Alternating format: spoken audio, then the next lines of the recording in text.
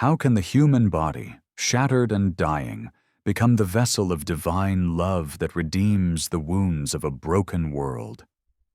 Peace be with you, dear listener.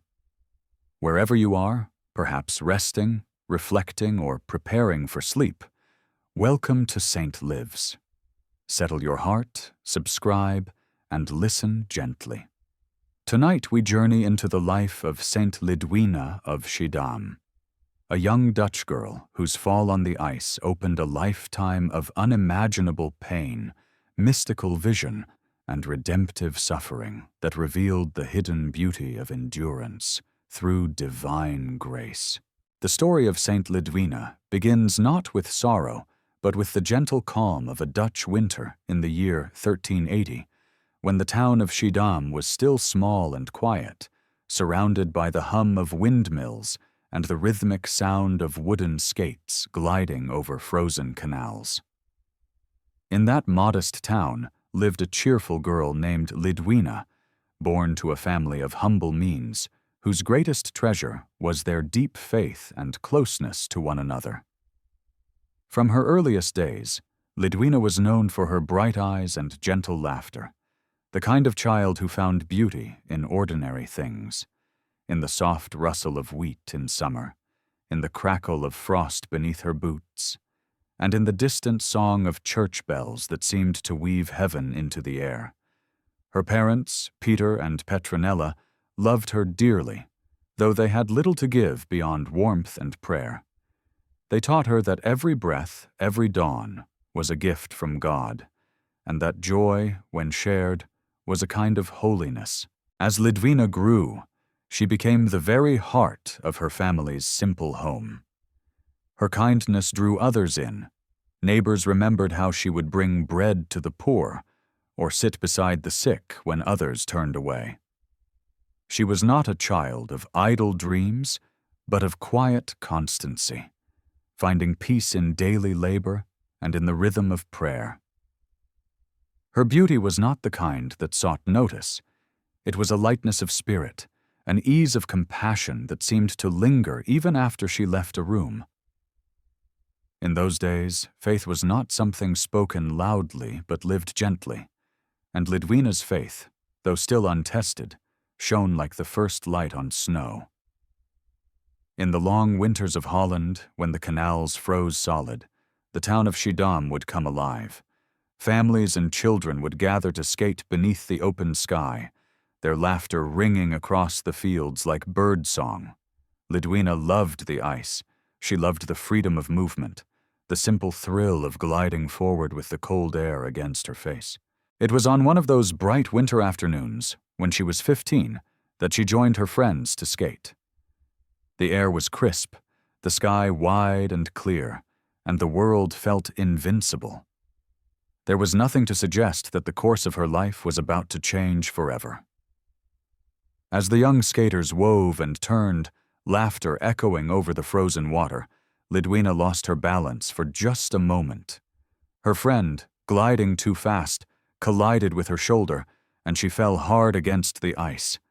The sound was sharp, the silence afterward heavier still. She tried to rise, but pain shot through her side, deep and searing. What seemed at first a small accident, a broken rib, the doctor said, would not heal. Days passed, then weeks. The pain did not ease. Her strength waned, and she found herself unable to move freely. Something within her had shifted, something beyond what the eye could see. Her parents prayed, her friends visited, and for a time there was hope that youth and faith might overcome whatever strange affliction had entered her body. Yet as the seasons turned, it became clear that the wound had done more than harm the flesh. Lidwina began to lose the use of her limbs. A creeping stiffness took hold, and what began as a fall on the ice slowly became a descent into mystery. The doctors of the time could offer no answers, and though their remedies were many, none brought relief. She, who once danced on the ice with joy, now lay confined to her bed, her body already betraying her. At first she struggled against it. She wept, She prayed for healing. She dreamed of skating again, of feeling the sun on her face as she once did. Her father sat beside her, holding her hand, whispering words of comfort he barely believed himself. Her mother tended her tirelessly, her heart breaking with each new sign of decline. And yet, within that sorrow, a quiet change began to stir in Lidwina's soul. The laughter that once filled her days was replaced by contemplation. The restless energy of youth turned inward, searching for meaning in the silence. Her pain did not make her bitter. It made her still. Outside her window, the people of Schiedam went on with their lives. Children skated, lovers strolled, the church bells rang as they always had. Yet inside that small room, a new story was being written, one that would reach far beyond the frozen canals of Holland. There is something deeply mysterious in the way holiness begins, how the ordinary can become the doorway to the eternal. No one who saw Lidwina in those early days of her illness could have imagined that she would one day be counted among the saints, that her name would echo through centuries as a symbol of redemptive suffering. For now she was simply a young girl in pain, bewildered but faithful, struggling to understand why God had allowed this to happen. And perhaps that is how sanctity often begins, not with triumph, but with surrender, not with strength, but with the willingness to keep loving when life no longer makes sense. Sometimes the smallest moment becomes the gate through which eternity steps. The laughter on the ice faded into whispers of worry. The days after Lidwina's fall blurred into one another, like the fading light of a candle burning too slowly to die. What at first had seemed a simple wound became something far stranger and far more enduring. The doctors of Schiedam came and went, bringing with them ointments and herbs, poultices and prayers, but none could ease her suffering.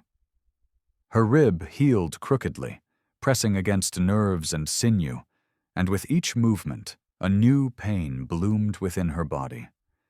Her parents watched helplessly as their bright and lively daughter began to fade before their eyes, her laughter replaced by sighs, her steps by silence. Each morning, she awoke hoping to feel stronger, but instead found another part of her body unwilling to move, another small piece of her youth slipping quietly away. The people of Schiedam whispered that perhaps it was a punishment, that she had offended heaven in some hidden way. Others thought it an illness unknown, a mystery of nature that no one could name. Yet through all the uncertainty, one truth became clear. The girl who once danced so gracefully on the frozen canals was now bound to her bed, her world reduced to the space between her pillow and the window where she could glimpse the sky. For months, she fought against it. She begged God to take the pain away, to restore what she had lost. But as the winter passed into spring and the birds returned to sing beyond her window, Lidwina began to understand that her life would never again be what it had been. There was a strange beauty in that realization, though it came wrapped in grief. The stillness that her body imposed became a kind of invitation, a silence through which she began to listen for something deeper. Her family noticed how she began to pray more quietly, how her tears turned into a kind of calm. She no longer asked for healing in the way she once did. Instead, she asked for strength to endure, for faith to understand. It was as though, within her suffering, a new world had opened, invisible to others, but vivid to her, a space where pain and grace began to intertwine. The days grew long and heavy, and her suffering deepened. The fever that accompanied her wound never fully left her. It burned through her nights and left her trembling through her days. The physicians could only shake their heads. The neighbors began to speak of her as the poor girl of Schiedam, a warning to children who skated too wildly, a reminder of how quickly joy can turn to sorrow. Yet Lidwina did not resent their pity. She was learning a secret that they could not see, that within pain there lies a strange kind of freedom, a release from the illusions of control, a surrender that draws one closer to God. Her parents, devout and steadfast, built their faith around her bed. Her mother would pray beside her each morning, her father each evening after work, both of them searching for meaning in their daughter's suffering. Sometimes Lidwina would smile faintly and say, "Perhaps God wishes to show his strength in weakness."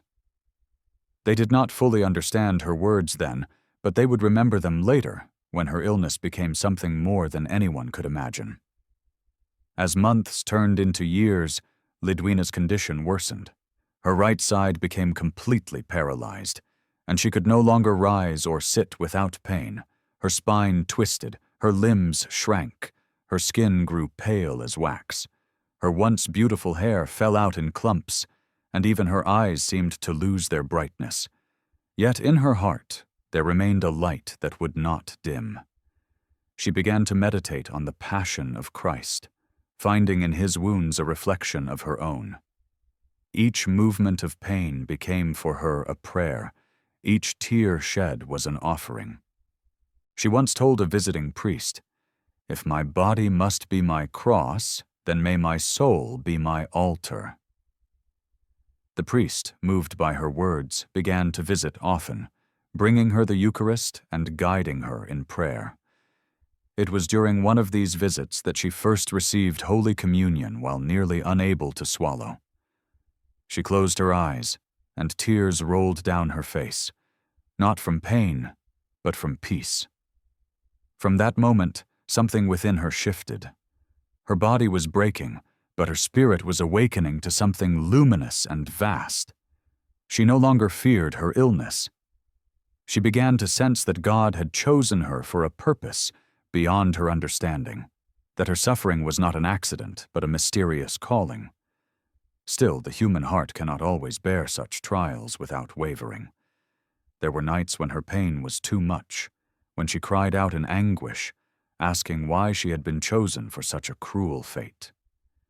In those dark hours, she felt abandoned, unseen. Yet even then, something in her refused to despair. She would whisper a single word, "Jesus," and the silence would answer with peace. Slowly she began to accept that her body was no longer her own, that her suffering could be a prayer for others, for her town, for souls in need of grace. Her parents aged quickly under the strain of her care, and her friends, though kind, could not fully grasp the depth of what she endured. Yet a few remained faithful, among them her childhood friend, who had collided with her that fateful day. He visited often, burdened by guilt, but Lidwina comforted him, telling him that his accident had been the beginning of her path toward heaven. "Do not grieve," she told him softly. "Your blow awakened my soul." Those words, spoken without bitterness, revealed the quiet transformation already taking place within her. Outside, life went on. The marketplace hummed, the bells of St. John's Church rang through the mist, and children continued to skate on the same ice where her fall had occurred. Lidwina would sometimes listen to their laughter from her bed and smile. "They are happy," she would say. "Let them be happy for me." It was a sign of her growing detachment from earthly things, not in coldness, but in peace. She had begun to see her suffering not as punishment, but as participation, a way of sharing in the redemption of the world, one silent hour at a time. And so the vibrant girl who once danced across the winter canals now lay still in her room, her life marked by pain, yet filled with hidden grace.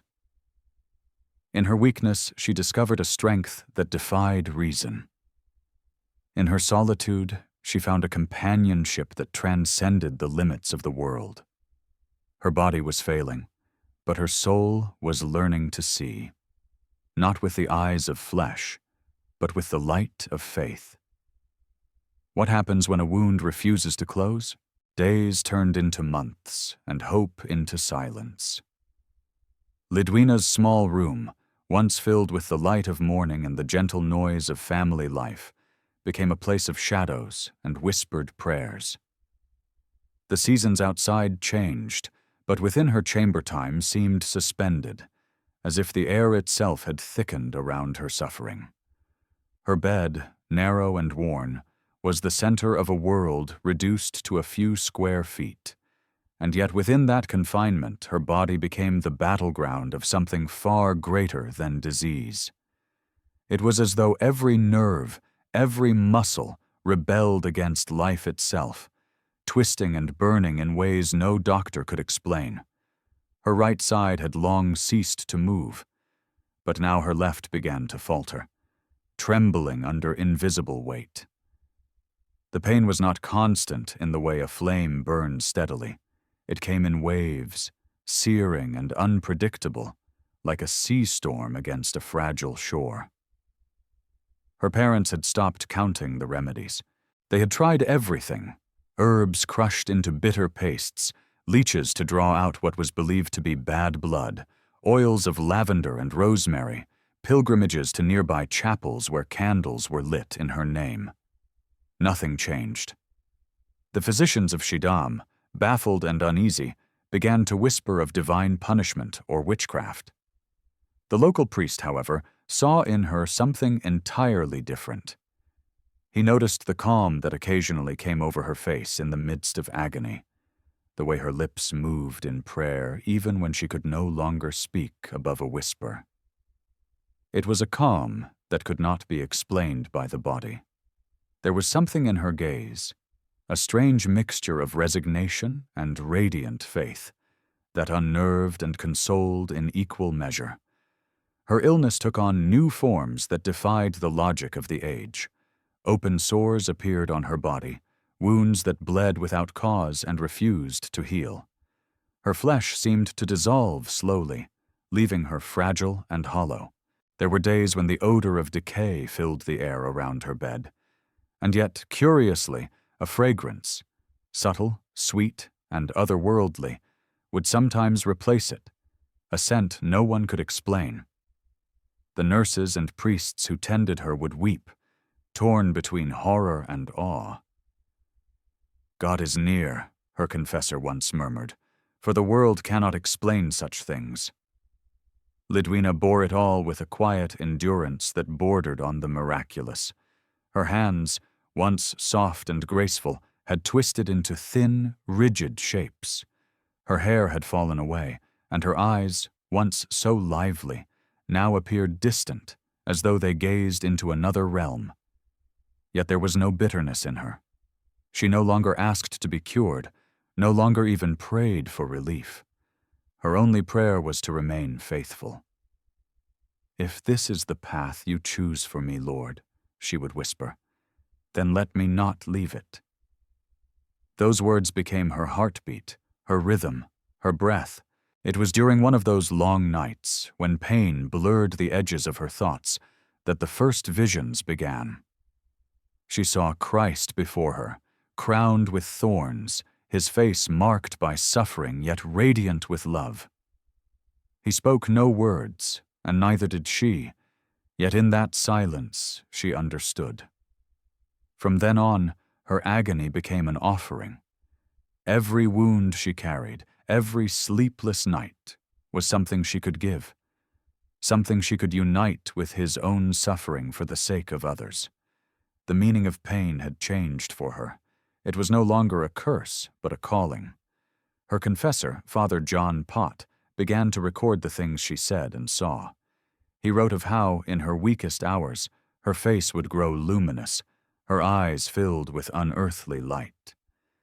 He told how she once described seeing angels standing at the foot of her bed, gathering her tears like pearls in golden chalices. These were not moments of triumph, but of surrender. Each vision left her weaker in body, but stronger in faith. The more her flesh failed, the more her spirit seemed to expand, touching realities that others could not reach. Still, There were moments of human despair. There were nights when she could not bear the pain and wept as any daughter would, calling softly for her mother, who sat beside her until dawn. There were days when she longed to feel again the touch of earth under her feet, to see the river glisten under the sun. But even in those moments of longing, her prayer never ceased. She would say, "The Lord knows my heart. If I must be a prisoner, let me be his prisoner." Her words carried no rebellion, only the deep acceptance that comes from having nothing left to cling to but God himself. And though she was hidden from the world, news of her condition began to spread. Travelers passing through Schiedam spoke of the girl who had fallen on the ice and had never risen again.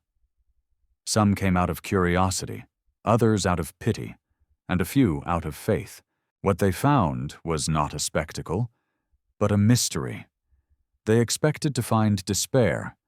Instead, they encountered serenity. Even when her wounds were most dreadful to look upon, there was a sense of peace in her presence. Her suffering seemed to draw something out of those who came to her. Perhaps fear, perhaps guilt, but often grace. Men and women would kneel by her bedside and leave with tears they could not explain, with a lightness they had not known they carried away. Her family's small home became a quiet place of pilgrimage, though no one dared call it that. People brought gifts, bread, candles, rosaries, but she accepted only what she needed. Often she would ask that offerings be given to the poor instead. "My pain is enough for me," she would say softly. "Give to those who hunger." There was a strange authority in her words, not the kind that commands, but the kind that heals. As the years passed, the people of Schiedam began to speak of her differently. She was no longer the poor girl cursed by misfortune, but the holy sufferer, the living saint. Children were told her story as a lesson in patience. Priests spoke of her faith from the pulpit. Yet Lidwina herself asked for none of it. "If they remember me," she said once, "let them remember that I loved Christ more than I feared pain." It was that love that kept her alive when her body seemed intent on death. There were days when she could take no food at all, and yet she lived. There were nights when her pulse slowed so faintly that her mother thought she had passed away, only for her to awaken again, whispering, "Not yet. God is not finished." Her confessor called her endurance a living miracle. Physicians could not explain her survival, for by all earthly measures she should have long since died. But there she remained, small and still, her breathing shallow, her spirit strong. The townspeople came to believe that her very existence was proof of something divine, a sign that heaven still touched the earth through those who suffered with love. Outside her window, the world continued. Harvests came and went, wars were fought and forgotten, and the river kept its slow, eternal rhythm. Yet within that tiny room, eternity seemed to pause and listen.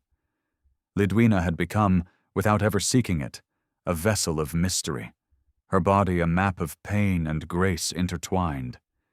Each day she lingered, each breath she took was another defiance of despair, another quiet miracle in a world that could not understand her. Even as her body failed, her soul began to awaken. Pain, once feared, now became her constant companion. Even as her body failed, her soul began to awaken. Each dawn brought with it not relief but the same unrelenting ache, the same slow decay that seemed to spread within her like an invisible frost. Yet there was a subtle shift, as though Lidwina had crossed some hidden threshold within her suffering, from mere endurance into transformation. The illness that had imprisoned her body began to open her spirit to realities that others could not see. Those who came to visit her often left in silence, unable to describe the strange peace they felt in her presence. the sense that her suffering had become something sacred, something that no longer belonged entirely to this world. Her confessor, Father John Pott, would later write that her chamber had the stillness of a church and the sorrow of a tomb. Yet it was also a place where heaven seemed to breathe through human pain. Her condition continued to worsen in ways that defied reason. Her legs had grown so thin that they could no longer support even the light weight of her blanket. Her body twisted as though bent by invisible hands. Her skin cracked and bled without cause. At times, her wounds emitted a foul odor that filled the room, yet those who entered often spoke of a sudden sweetness in the air, an inexplicable fragrance that would come and go without warning. Some said it was the scent of sanctity, that mysterious sign the Church often found around souls chosen by God. Others feared it, whispering that such things could not be natural. But Lidwina herself said nothing about it. She had long ceased to care about the opinions of the world. Her gaze was turned inward, fixed upon the mystery that was consuming her life. It was during this period that something began to happen, which would astound even the skeptical priests sent to observe her. Lidwina gradually lost the ability to take ordinary food. Every attempt to eat brought her violent pain and nausea, until she could no longer keep even water down. Her family feared she would starve to death, but instead, she continued to live, for days, then weeks, then months, consuming nothing but the Eucharist brought to her by her confessor. "I hunger only for the body of my Lord," she once said with a weak smile, and from that moment onward, she did not eat again. The bread of angels became her only nourishment, and though her body remained frail, her eyes grew brighter, her voice calmer. The physicians declared it impossible. The Church, cautious and deliberate, sent observers. Yet no one could deny what they saw. The girl who should have long since perished continued to live, breathing lightly, her face at times radiant with peace. It is a strange thing, how suffering can become its own kind of strength. Lidwina, who could not move, became a source of movement for others. Word of her endurance spread beyond Schiedam, reaching the nearby towns and eventually distant parts of the Netherlands. Pilgrims began to arrive, not in great crowds at first, but in steady trickles. A mother with a sick child, a soldier haunted by sin, a widow who had lost her faith. They came to see the girl who ate nothing yet lived, who suffered yet prayed for others, who seemed to touch heaven while bound to earth. Her father would open the door quietly, leading them to the small chamber where she lay, wrapped in linen, her head resting against a simple pillow, her face pale but serene. The visitors often expected to find her moaning in agony. Instead, they found her speaking softly of hope. She would tell them that pain, when united with love, becomes a prayer, and that even the smallest act offered to God can redeem the world. Not all who came believed. Some mocked her, some accused her of deceit, and others left bewildered.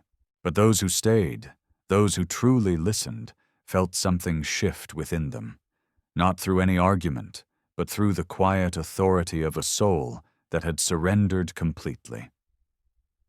"When I look upon her," one priest wrote, "I see not a dying woman but a living host. It is as if her body has become a kind of altar, and her life the Mass that never ends."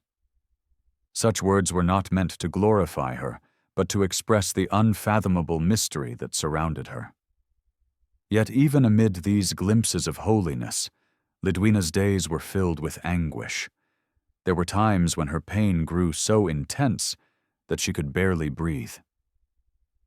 At night, when her family slept, she would whisper her prayers into the darkness, offering her agony for the conversion of souls. She believed that her suffering was not wasted, that it was mysteriously bound to Christ's own sacrifice.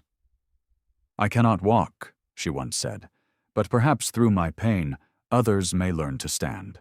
It was not pride, but love that spoke in her words, a love purified by the fire of endurance.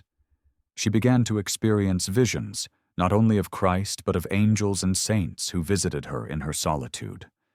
In one vision she saw herself walking in a garden filled with radiant flowers, though her body on earth remained broken. An angel stood beside her and said, "This is the fruit of your suffering." Another time, she saw souls rising from purgatory, thanking her for her prayers. These experiences were not moments of ecstasy, but of consolation, brief flashes of divine tenderness amid her desolation. She shared them reluctantly, only when urged by her confessor. She feared that people would think her mad or vain, yet she could not deny what she had seen. And so her illness, once a private sorrow, became a mystery that drew others closer to God. Her name was spoken in the streets with reverence, and those who had once pitied her now asked for her intercession. It was said that even the sick who prayed near her house sometimes found relief. Yet Lidwina took no credit. "If any good comes from me," she said, "it is because God has made himself small enough to dwell in my weakness." Her humility was her crown, and her endurance her silent sermon. Through the long winters, her room grew colder, the walls damp with the breath of the sea. But within that coldness burned a strange warmth. The Eucharist sustained her not only in body, but in soul. The townsfolk would often see Father John walking through the early morning mist with the pyx held close to his chest, bringing her the bread of heaven. It was said that whenever she received it, the air in the room grew still, and her face took on a glow that could not be described. Even those who doubted were silenced by the sight. It was a mystery that neither medicine nor logic could unravel. How a woman, broken in every part, could continue to live, to pray, to bless others. Her body was like a lamp almost spent, yet the flame refused to die. The more she weakened, the more luminous her spirit became. And though her pain had not diminished, it had become transformed, no longer merely a burden, but a bridge between the human and the divine. Even as the years passed, her suffering remained relentless, unchanging in its intensity. But her soul, now anchored in the infinite, no longer trembled before it. For Lidwina had come to understand what few ever do, that sometimes God does not remove the cross, but teaches the heart to love it. Even as her body failed, her soul began to awaken. Could a dying girl truly live only on God? The mystery of her survival drew people closer, but it also drew suspicion. As the years passed, the people of Schiedam could not decide whether to revere or fear the bedridden woman who seemed to defy death itself. Whispers spread that her affliction was unnatural, that perhaps she was sustained not by God, but by something darker. In an age when superstition and faith walked hand in hand, such doubts were inevitable. Yet those who came near her room, those who stood quietly beside her bed, often left changed. Their doubts softened, their hearts stirred. For though Lidwina's flesh had become almost translucent from starvation, her eyes shone with a depth of peace that no deception could mimic. It was as though heaven itself had taken up residence in her fragile frame. Still, the cost of her sanctity was isolation. Friends who once brought laughter now hesitated to visit, uncertain of what to say or do in the presence of so much suffering. Even her family began to feel the strain. Her mother, worn by endless nights of tending to her, grew weary.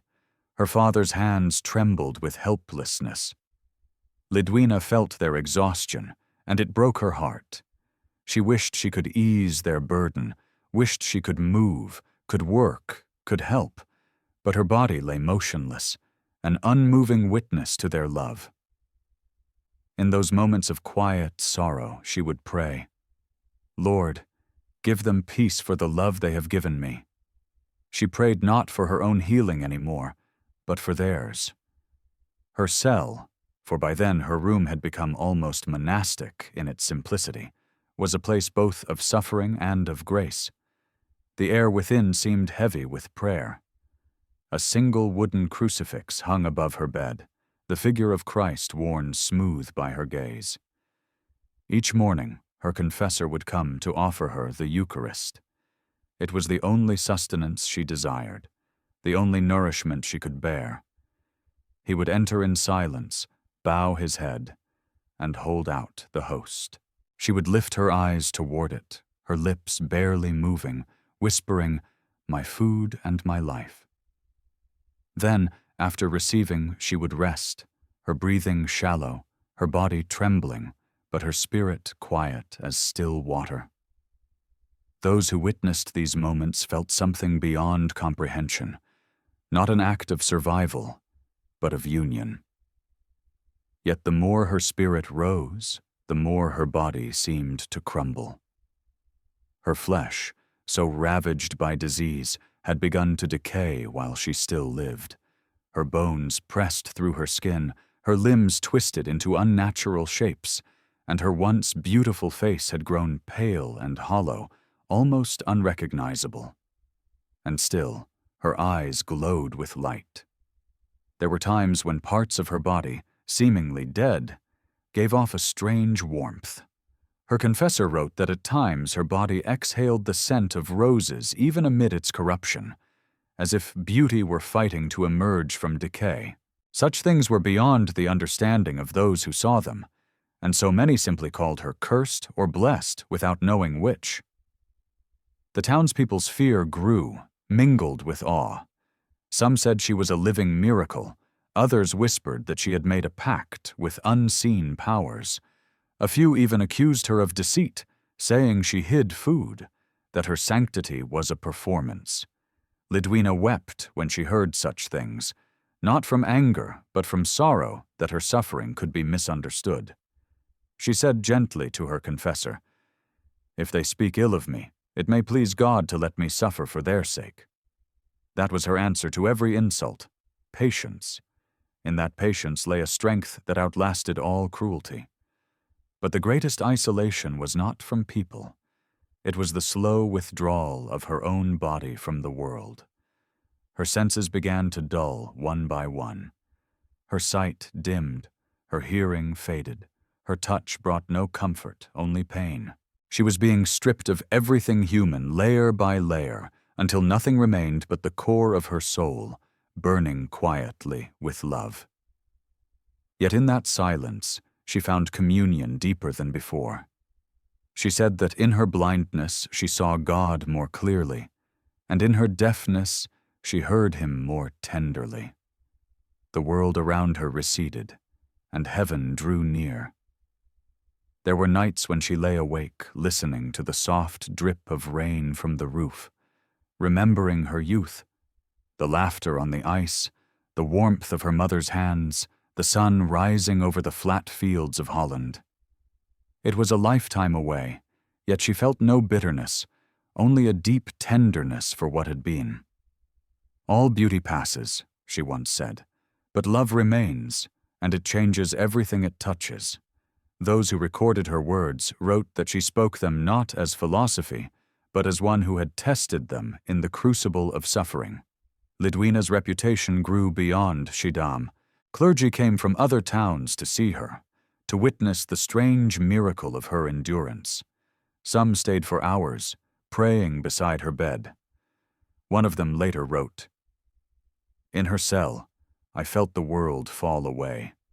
I understood for a moment that suffering, when accepted in faith, becomes a song too holy for words." And indeed, her room was quiet, like the inside of a cathedral. There was no grandeur there, no gold or marble, only the fragrance of devotion, the faint sweetness of oil lamps, and the echo of whispered rosaries. But even holy endurance does not shield the heart from longing. There were times when Lidwina missed the sound of laughter, the feeling of wind on her face, the simple presence of friends. She was human still, and her heart yearned for closeness. Yet she also knew that her solitude was part of the mystery God had chosen for her. "He hides me," she said once, "so that he may be my only companion." In that hiddenness, she found freedom. Her cell became not a prison, but a sanctuary, a place where the visible world faded and the invisible became clear. Still, her suffering was relentless. Her pain would intensify without warning, searing through her limbs until she could barely breathe. At times, she fell into unconsciousness, hovering near death. Her family thought the end had come, but she would awaken again, whispering prayers of gratitude. "He gives me another day to offer," she said. "Let it be for those who have none to pray for them." Her love had widened, her compassion had become boundless. She prayed not only for her family and neighbors, but for strangers, for sinners, for the dying, for souls in purgatory. Her bed became an altar of intercession, her agony transformed into an unceasing act of love. The people of Schiedam, once fearful, began to feel the change. They came to her not only for healing, but for comfort. They would tell her their troubles, the loss of a child, the fear of poverty, the weariness of faith, and she would listen with gentle attention. Her words were few, but they carried the weight of eternity. She never promised miracles. She only reminded them that God sees what is hidden, and that every cross, when carried with love, becomes a bridge to heaven. Many left her room lighter, consoled not by her answers, but by her serenity. It is said that holiness is a fire that both purifies and isolates. For Lidwina, this was true. Her body had become ash, yet her soul burned brighter than ever. The world could not understand her, but it could not look away. And though her loneliness deepened, she embraced it as part of her calling, the price of a love too vast to fit within ordinary life. Whispers began to replace prayers in the streets of Schiedam. Yet within her little room, where the air shimmered with faith and suffering, Lidwina prayed not for herself, but for them all. Loneliness, when offered to God, becomes communion. There are nights that seem endless, yet they teach the soul to see. For Lidwina, the long years of pain had become a deep and sacred night, a darkness not of despair, but of purification. Her body was now frail beyond recognition. Her bones jutted sharply beneath the skin, her face gaunt and white as linen, her breath shallow. Even the smallest movement brought unbearable pain. At times she would lie for hours without sound or motion, her eyes fixed upon the crucifix above her bed. It seemed that she lived entirely between breaths, suspended between life and eternity. Yet within that silence, something profound was unfolding, an inner journey toward God that no illness could destroy. There were days when even faith felt distant, when the weight of her suffering pressed upon her so heavily that she could not pray. In those hours, she felt abandoned, as though the God she had loved had withdrawn into unreachable light. The voices of doubt whispered softly. Perhaps her pain was meaningless. Perhaps her life was nothing more than a cruel mistake. These were the hours when tears came freely, when she begged for release. Her confessor found her one morning in such distress, her hands clenched in the sheets, her lips trembling. She said through her tears, "I am afraid, Father. I am afraid that my suffering pleases no one, not even God." The priest knelt beside her and spoke gently. "My child, even Christ trembled in his agony, but he was not abandoned, and neither are you." His words pierced the darkness like a faint light through fog. After that day, her heart began to shift once more from despair to surrender. She understood that faith is not the absence of pain, but the willingness to trust even when God seems silent. "The Lord hides himself," she whispered once, "so that I may learn to seek him in the dark." From then on, she bore her agony with a serenity that astonished those around her. It was not that the pain lessened, if anything, it grew sharper, but that she ceased to fight it. She allowed it to exist, to breathe, to become her prayer. When her body writhed, her spirit bowed. When her strength failed, her will remained firm. She was learning the mysterious art of transforming torment into love. As her illness entered its second decade, her visions grew more frequent. One night she saw herself standing upon a narrow bridge that stretched between earth and heaven. Beneath it flowed a river of fire, and countless souls struggled within it, calling for mercy. She felt her heart break for them. A voice, gentle and sorrowful, spoke from the brightness ahead. "These are the souls purified by suffering. Will you share in their pain?" And she answered, "Yes, Lord, if it may lead them to you." When she awoke, she was trembling and feverish, her wounds burning, yet her face shone with calm. She told her confessor, "He has given me others to carry." From that day onward, she prayed especially for those who felt abandoned by God, for the sick, the forgotten, and the lost. Her transformation was not sudden, but gradual, like the slow opening of a flower in winter. Each act of surrender deepened her peace. There was a gentleness in her voice now that was not there before, a compassion born of shared suffering. Those who visited her could feel it, that she understood their pain not as an observer, but as one who had entered its very depths. When they wept, she did not rush to comfort them. She simply held their sorrow in silence until it softened. It was said that people left her room feeling lighter, though she had spoken little. Perhaps that was her greatest gift. She did not explain suffering. She transfigured it. Still, her trials were not without moments of human frailty. There were nights when her wounds bled so heavily that her sheets had to be changed several times, and she would faint from exhaustion. Her family, though now accustomed to the strange rhythm of her illness, never ceased to marvel that she continued to live. Once, her mother, overwhelmed by the sight of her daughter's suffering, cried out, "Why does God not take you, my child?" Lidwina, though barely conscious, managed a faint smile. "Because, mother, he is not finished yet," she whispered. Those words, so simple and gentle, carried the weight of a lifetime's wisdom, the acceptance that even pain has its appointed time and purpose. There was another night, darker than the rest, when she felt utterly alone. Her confessor had fallen ill and could not come. The Eucharist, her only nourishment, could not be brought to her. Days passed, and her hunger, not for food but for the divine presence, grew unbearable. She felt forsaken, her soul hollow and cold. It was then that she experienced what mystics call the dark night of the soul, a stripping away of all consolation, a descent into spiritual emptiness. She later described it as being suspended in nothingness, unable to sense God, yet unable to stop believing in Him. It lasted for weeks. When it finally lifted, she said quietly to her confessor, "Now I know what hell is, the absence of love, but even there, he found me." From that time on, her serenity was unshakable.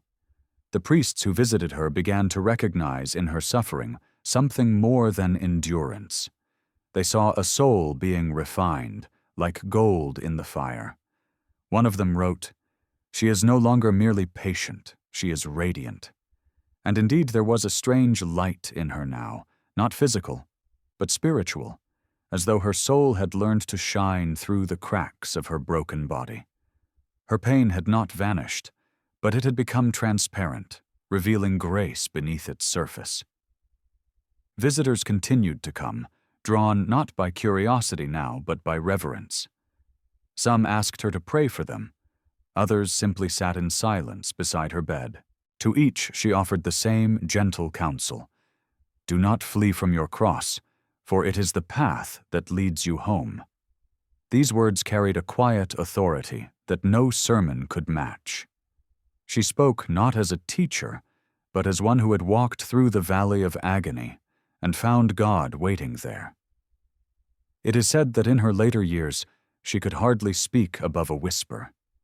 Yet her presence alone was enough to move hearts.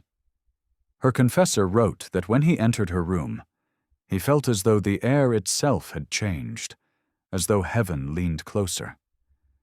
Her life had become pure offering, pure prayer. There was no separation between her breath and her faith, her suffering and her surrender. She had become what she once prayed to be, an altar upon which the love of God could burn quietly for the world. The night that had once terrified her had become her sanctuary. In darkness she found light. In abandonment she found communion. Her pain no longer belonged to her, it belonged to God. And in that divine exchange she found peace beyond all understanding. In the silence of suffering, she began to hear the voice of mercy. Her pain began to mirror another's, the pain of the cross. As Lidwina entered her third decade of suffering, her body, though frail to the point of translucence, began to reveal a strange resemblance to the very image of Christ crucified. Her hands, once smooth and nimble, had twisted into a rigid curve, her arms drawn close to her chest, as though nailed invisibly by the weight of years. Her legs, wasted and still, lay crossed beneath the linen covers that had long ceased to warm her. There were wounds upon her body that appeared and disappeared without warning. Marks upon her side, her forehead, her feet, which physicians could not explain. They bled at times, and yet the sight of them brought not horror, but reverence to those who saw her. For there was something unmistakably sacred in the suffering that now defined her. The people of Schiedam began to whisper that she bore the wounds of Christ. The priests who came to visit her approached her bedside with awe, though she herself never claimed such grace.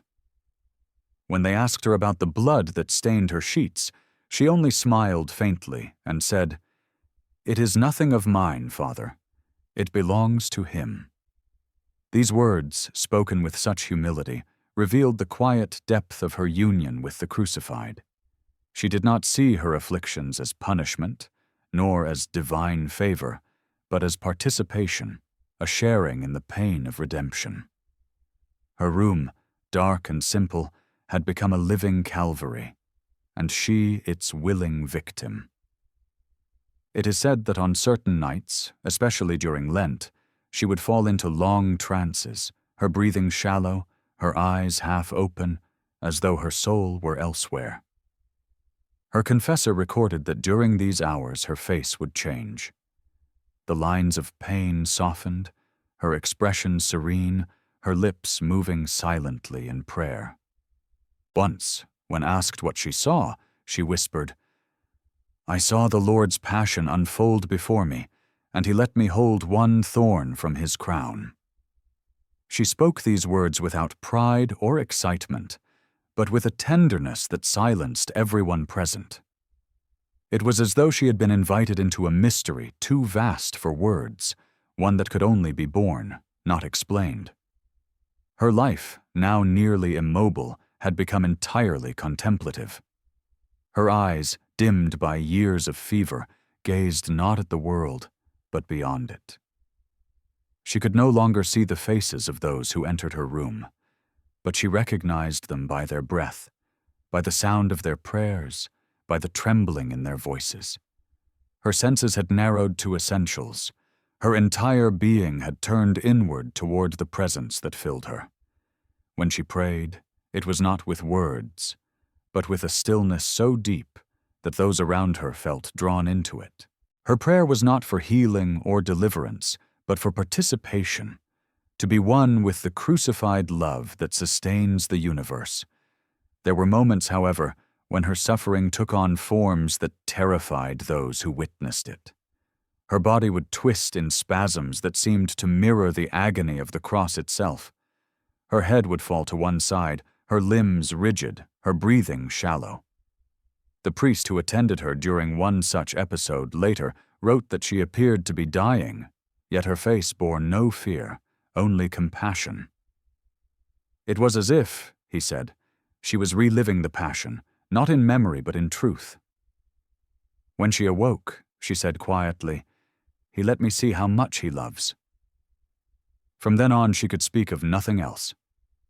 She began to meditate constantly on the wounds of Christ, especially his side, which she called the door of mercy. From that wound, she told her confessor, the world was reborn. From that pain came peace.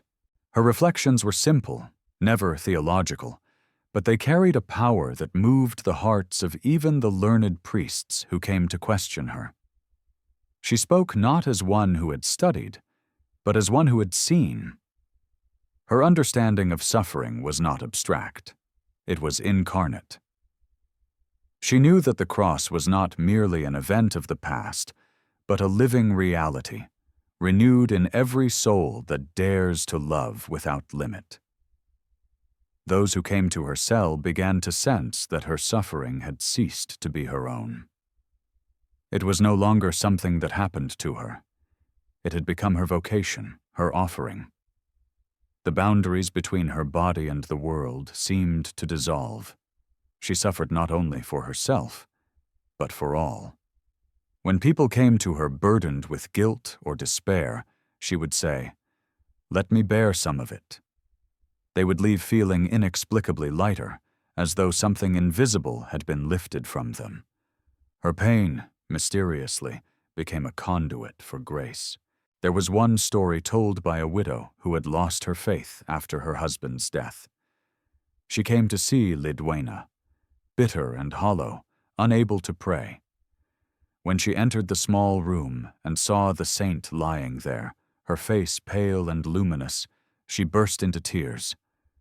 Lidwina said nothing at first, only reached her trembling hand toward her. "You have lost what you loved," she said softly. "But love itself cannot die.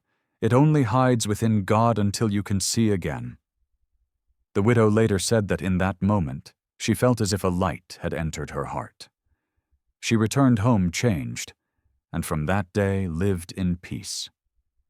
Lidwina's compassion extended far beyond the living. She began to speak of souls in purgatory, saying she saw them in her prayers, countless spirits yearning for the light. She prayed for them daily, offering her pain as their ransom. "They suffer," she said, "not because God is cruel, but because love burns away everything that is not love." Her theology was simple, yet profound, echoing the very heart of Christian mysticism, that all purification, whether on earth or beyond, is the work of divine love. Despite the reverence she inspired, there were still those who doubted her. Some accused her of seeking attention, of exaggerating her condition.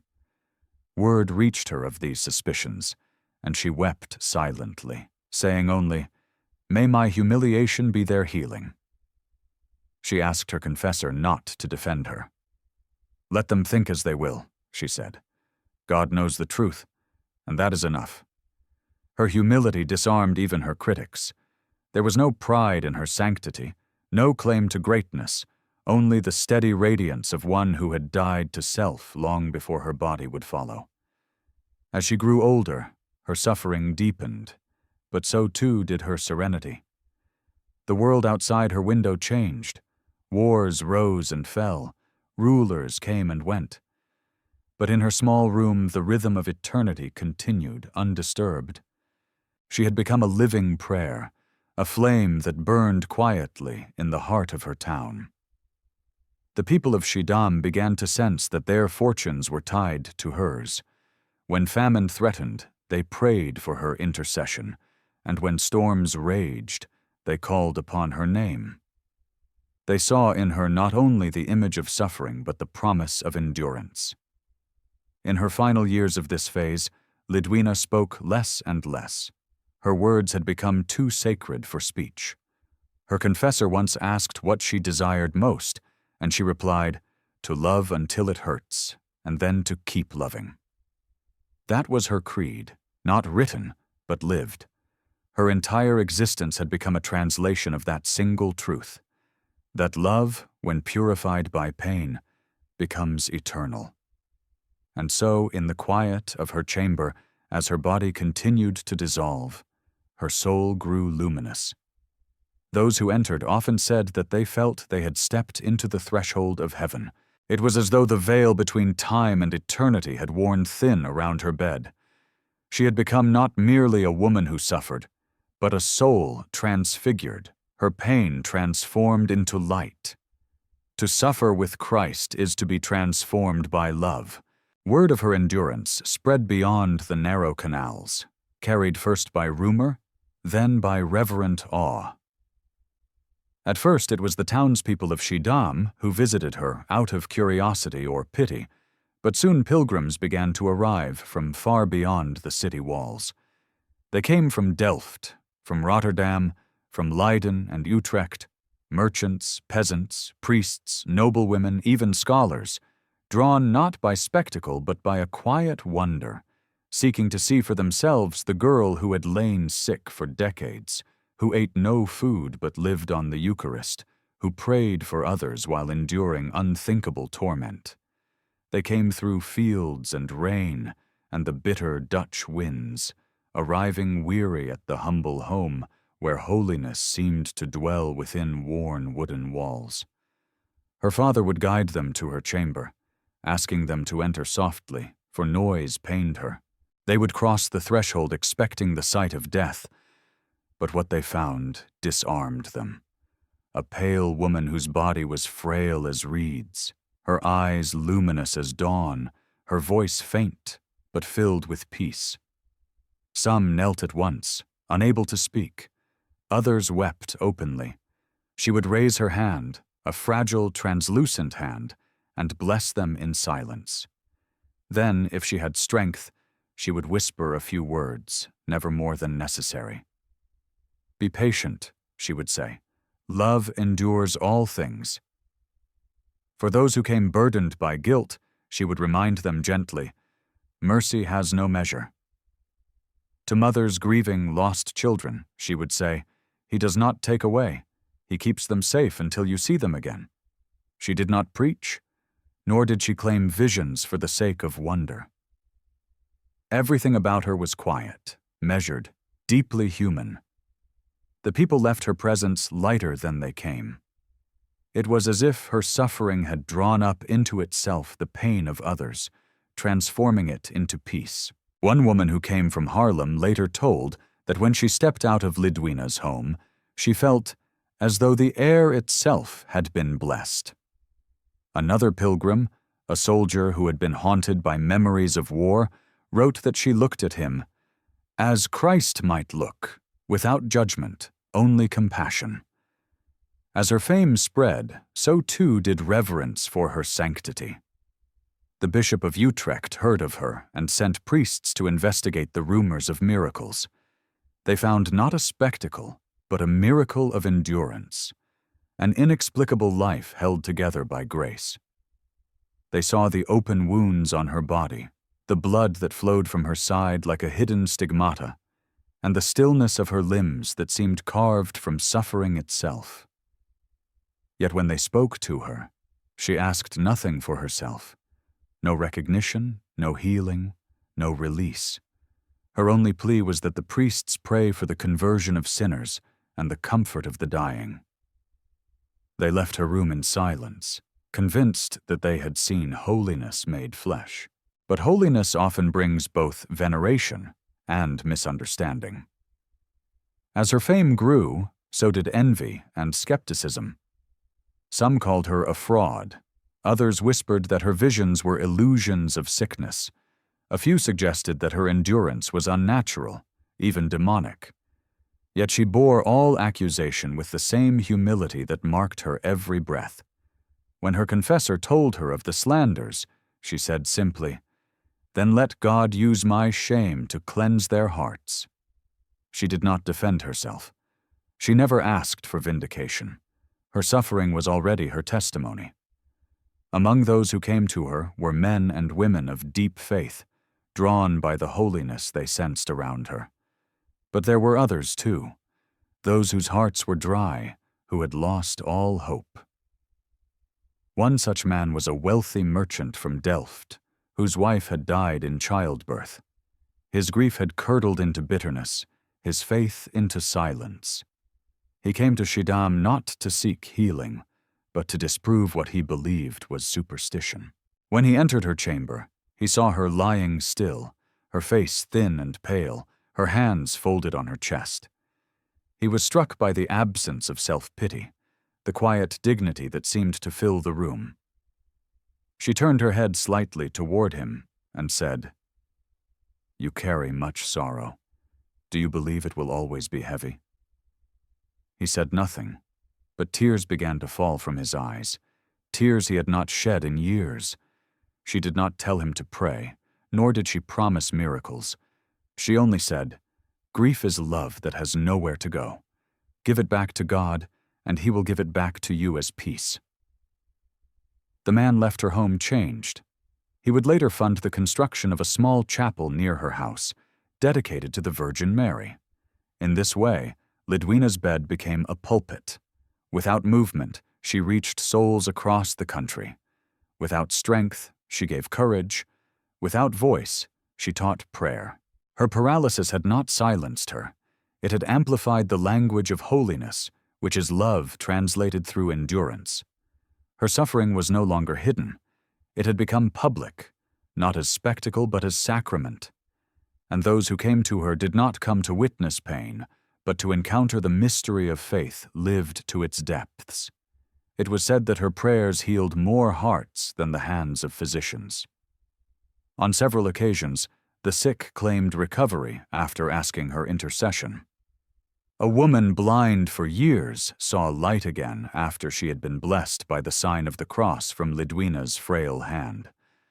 A crippled child was said to have walked after his mother prayed beside her bed. She never claimed these as her miracles. "All healing belongs to Christ," she would whisper. "I only pray that He may remember them." For her, the supernatural was not in the wonder of miracles, but in the quiet endurance of grace. As more pilgrims came, her small home could hardly hold them. To prevent the noise from exhausting her, her confessor and the town elders arranged for visitors to wait outside, while only a few entered at a time. They built benches in the garden and placed an image of the Virgin Mary there, so that those waiting could pray. It was not long before the garden itself became a place of devotion.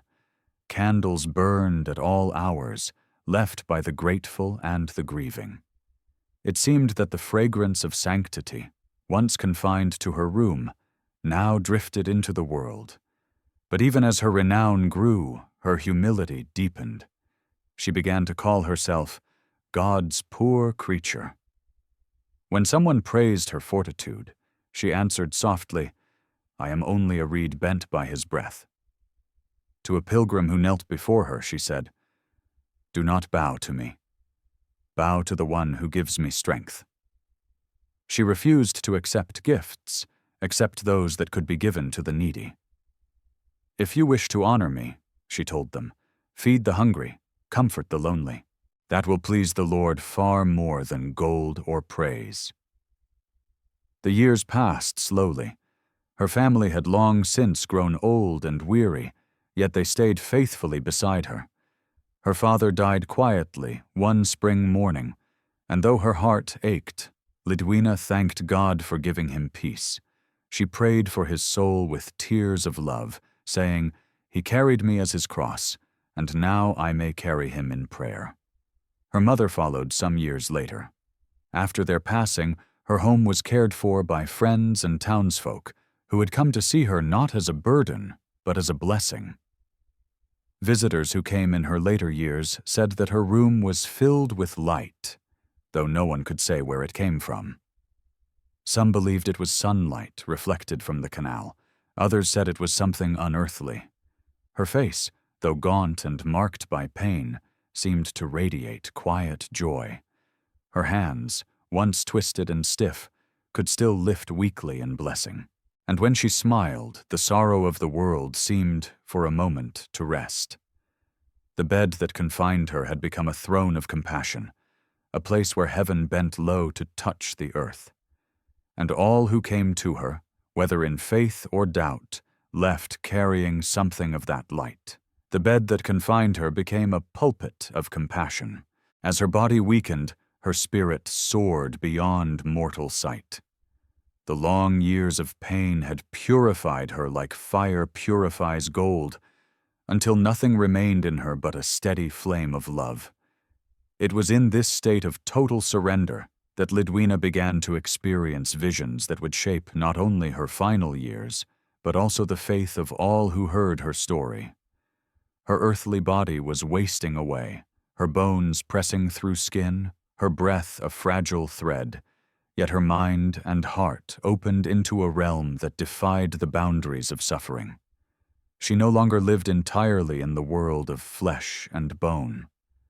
Her soul had begun to dwell between heaven and earth, her bed the narrow threshold between both. The visions began as moments of light during her deepest nights of agony.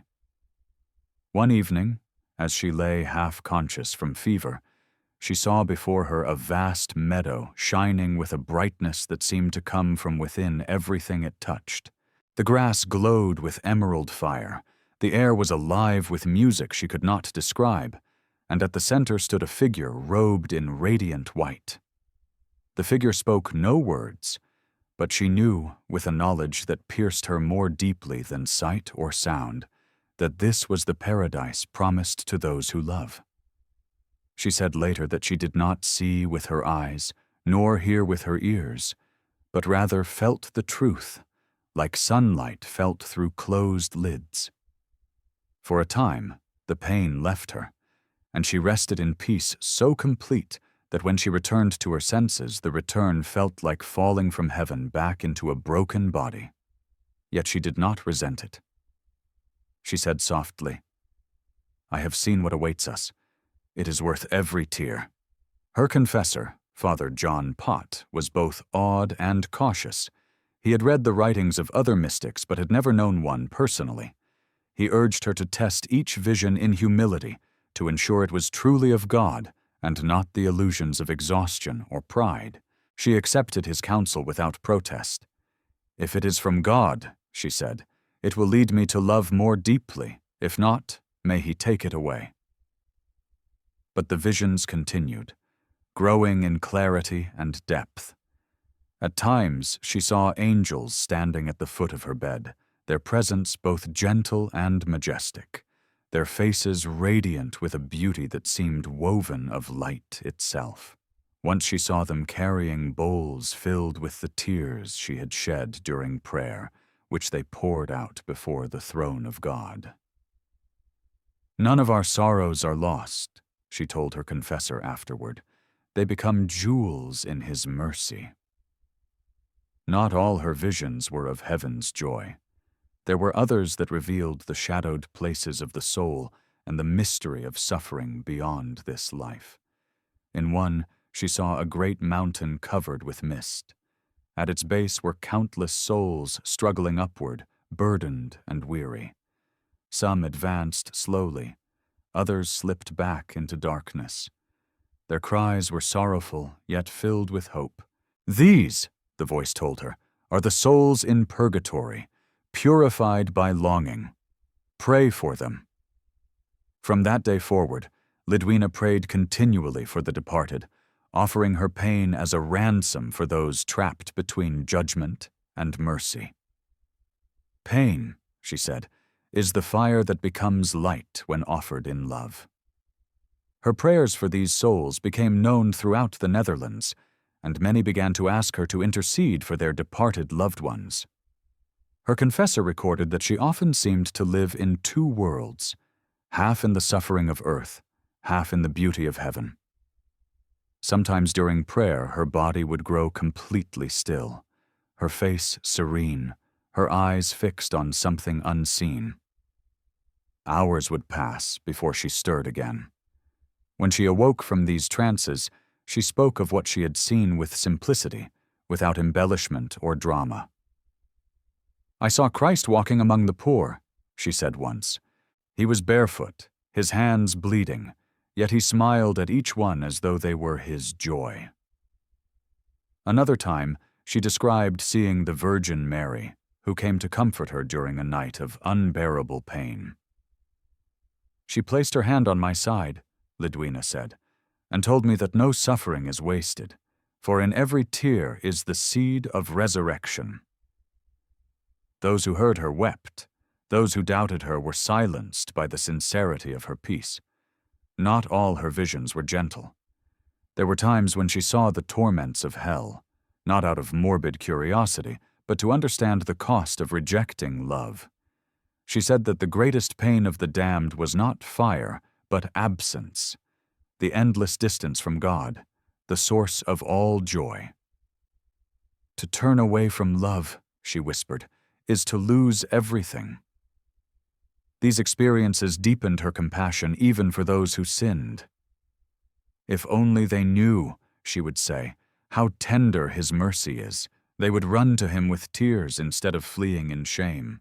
Her vision of suffering was not judgment, but invitation. She saw even damnation as a tragedy of love refused.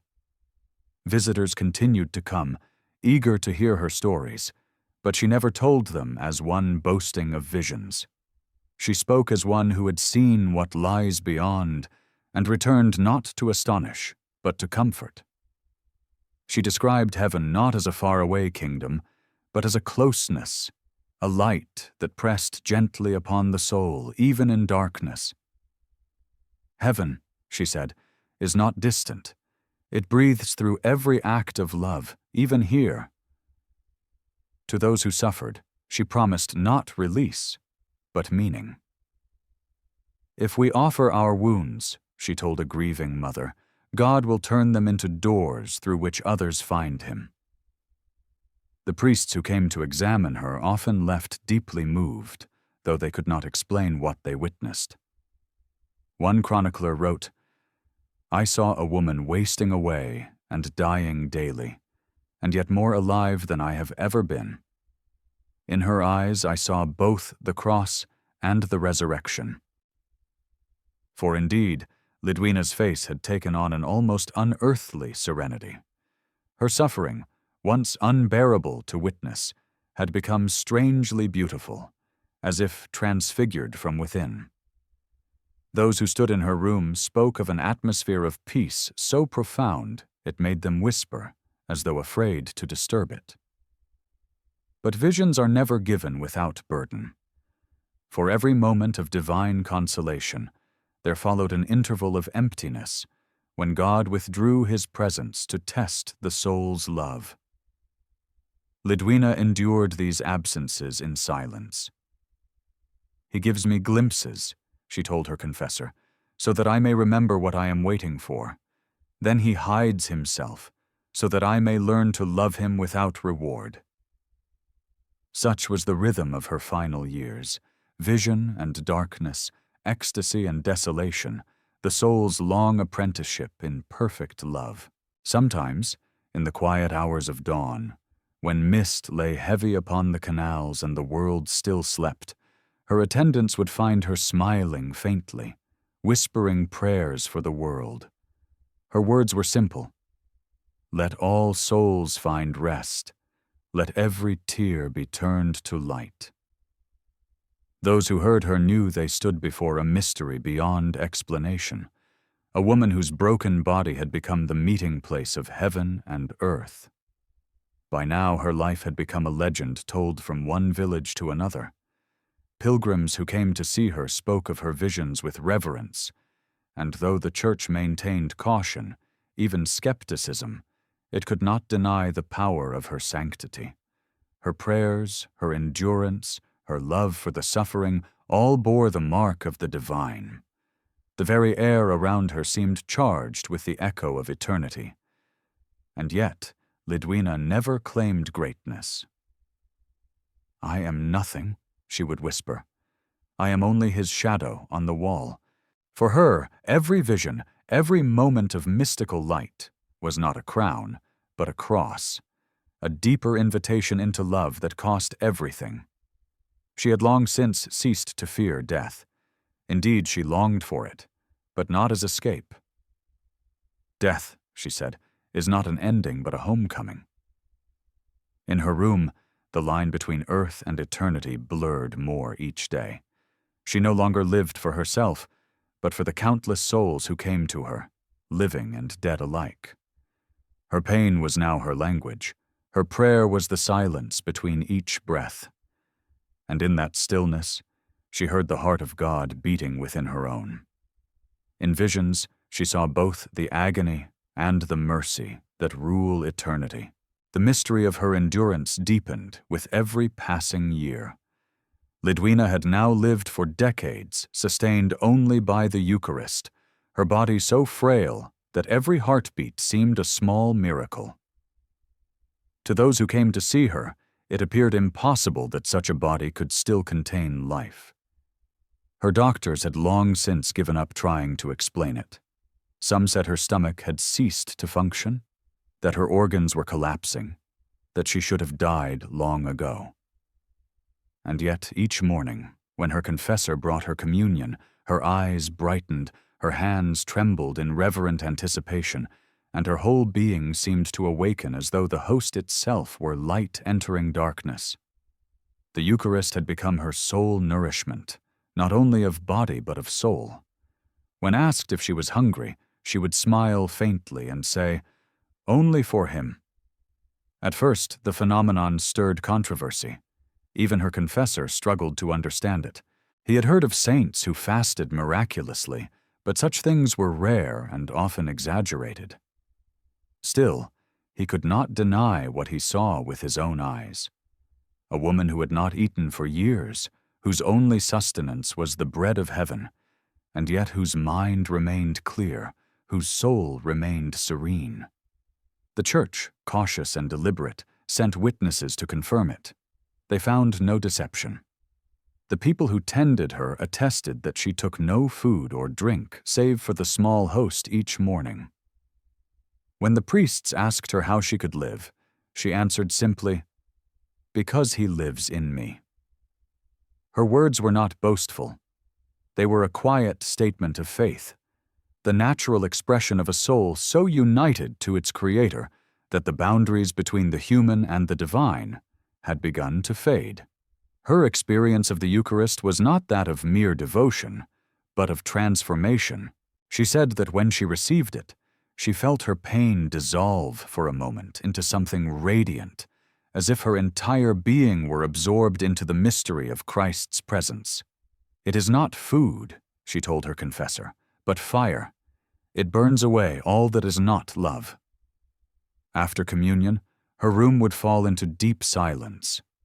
Those who attended her often spoke of a kind of stillness that descended after the host touched her lips, a quiet so profound it felt sacred. Even the birds outside seemed to hush. When the priest left, her face would glow faintly, as if reflecting a hidden light. To those who doubted, this was unexplainable. To those who believed, it was simply grace made visible. In the small house in Schiedam, the daily ritual of the Eucharist had become the heartbeat of her existence. Her confessor, despite his reverence, often wept as he administered it, overcome by the holiness of the moment. He once wrote, "In giving her the host, I feel as though I am feeding the world's suffering back to God." For indeed, it was as if, through her, all the pain, hunger, and despair of humanity were gathered up and offered anew. Lidwina saw her own hunger not as deprivation, but as participation. "He starved in the desert," she said, "so that I may hunger with him." The townspeople had come to revere these daily communions. Some waited outside her door to pray as she received, believing that a blessing flowed outward from that small room. Others sent letters asking for her prayers, describing their ailments, their losses, their doubts. Many swore that after she prayed for them, their hearts felt lighter, their burdens eased. Yet she never spoke of miracles, never drew attention to herself. When pilgrims thanked her for their healing, she would answer softly, "Thank him, for he alone heals." Still, there was a mystery within her fasting that no one could fully grasp. Even the most faithful struggled to reconcile the fragility of her body with the strength of her spirit. A few skeptics accused her of deceit, saying she must have found ways to eat in secret. When her attendants swore otherwise, they accused her of witchcraft or demonic influence. These accusations reached her ears, and though they pained her, she bore them with the same gentleness that had come to define her. "If they speak against me," she told her confessor, "then let me offer that too. My hunger is not only for bread, but for souls." What most confounded her visitors was her serenity. Hunger, which should have tormented her, seemed to have become a source of peace. "I no longer feel emptiness," she said. "I am filled, but not by food." She explained that when she first lost the ability to eat, she grieved it deeply. Her family feared she would die, and she herself wept, terrified that she was losing her hold on life. But slowly, as the Eucharist became her only sustenance, she discovered something luminous within her weakness. "The Lord took away the food of the earth," she said, "so that I might live on the food of heaven." Her hunger had become prayer, her emptiness a vessel for divine fullness. There were times, especially in her later years, when her communion with God became almost visible. Those who witnessed it said that when she received the host, her face changed, her features softened, her color returned, her eyes opened wide with a look of awe and longing. Some claimed to see a faint radiance about her, though none dared speak of it aloud for fear of presumption. Her confessor noted that after communion, she seemed to enter a state of quiet ecstasy, sometimes lasting for hours, during which her pulse slowed almost to stillness, her breathing light as wind over glass. "It is as if," he wrote, "the boundary between her body and the host dissolves, and she becomes what she receives." Yet this union did not make her proud or detached. It made her humbler, gentler, more human. The deeper her intimacy with God, the greater her compassion for others. She prayed constantly for the poor, the sick, and the forsaken. She begged that her own suffering might lighten theirs. "I do not need strength," she would whisper, "only that others may have peace." For her, the Eucharist was not a private miracle, but a public mercy. It bound her to the world even as her body withdrew from it. The more she lived on the Eucharist alone, the more her soul seemed to expand into silence. She no longer sought understanding, only presence. When a visiting scholar asked her if she considered her condition miraculous, she smiled faintly and said, "Everything is miraculous when seen with love. Even the smallest crumb of bread contains the infinite." Such words, spoken with no intent to impress, carried a depth that silenced even the most skeptical hearts. As her illness entered its final phase, the physical boundaries of her suffering reached their peak. Her body was reduced almost to shadow, yet she continued to radiate an unearthly tranquility. Her confessor wrote that entering her room was like stepping into the stillness of a church after the last candle had been extinguished. Silent, but full of invisible light. The Eucharist had become her heart's only rhythm, the divine pulse that kept her tethered to life. Outside, the world moved on. Wars came and went, the town changed, children were born and grew old. But inside her chamber, time seemed to hold its breath. She was no longer bound by it. Her life had become a living parable, the embodiment of Christ's promise that man doesn't live by bread alone. To those who doubted, she offered no explanation. To those who believed, she offered peace. Her body bore the marks of starvation, but her soul feasted on eternity. Perhaps, in her frailty, God revealed his own strength. Suffering had taught her not to ask for release, but for purpose. By the time Lidwina entered the final years of her earthly trial, her pain had ceased to be something she merely endured. It had become the rhythm of her prayer, the language through which she spoke to God. Her life had narrowed to the dimensions of her small room, yet within that space unfolded a universe of compassion. She no longer thought of her illness as an affliction, but as a kind of calling, a mission entrusted to her by the one who had himself suffered for love. In that stillness, she had learned to turn every sigh into intercession, every tear into offering. Her body was motionless, but her spirit was a vast and unbroken song of mercy. Her bed, once a place of confinement, had become a living altar. From it she lifted invisible burdens that others could not bear. When news came of sickness, of famine, of war, she would whisper prayers that seemed to ripple outward through unseen channels of grace. People began to write letters to her confessor from distant towns, asking her to pray for them. Widows, soldiers, mothers, even prisoners. Those who had lost hope found comfort in knowing that somewhere, in a quiet house in Schiedam, a woman was offering her suffering for their sake. Her name had become a light in the darkness of others' despair. Those who came to her now did not come out of curiosity. They came because they had heard that in her presence hearts were unburdened. The weak found courage, the grieving found peace. She spoke little, for speech cost her strength, but when she did, her words carried weight beyond their simplicity. "Do not fear pain," she would say softly. "It is only the shadow that follows love."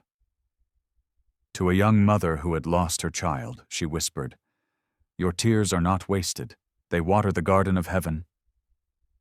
Her compassion was not distant or abstract. It was tender, born of her own long companionship with sorrow. It was around this time that Lidwina's prayer life took on a new intensity. She no longer prayed for herself at all, only for others. Every moment of agony, every sleepless night became a conscious offering. "Let this pain," she would murmur, "be for those who feel abandoned. Let it open heaven for one soul in darkness." Her confessor recorded that there were nights when she could not move or speak, yet her eyes remained open, shining with a quiet fervor. He believed that in those moments she was engaged in a kind of wordless communion, her suffering joined directly with the passion of Christ.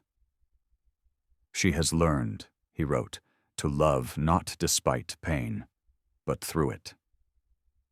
The visitors who filled her room often brought stories of despair. The husband who had lost his livelihood, the widow who feared starvation, the soldier haunted by what he had done in war. Lidwina listened to each without judgment. Sometimes she said nothing at all, only looked at them with such compassion that words became unnecessary.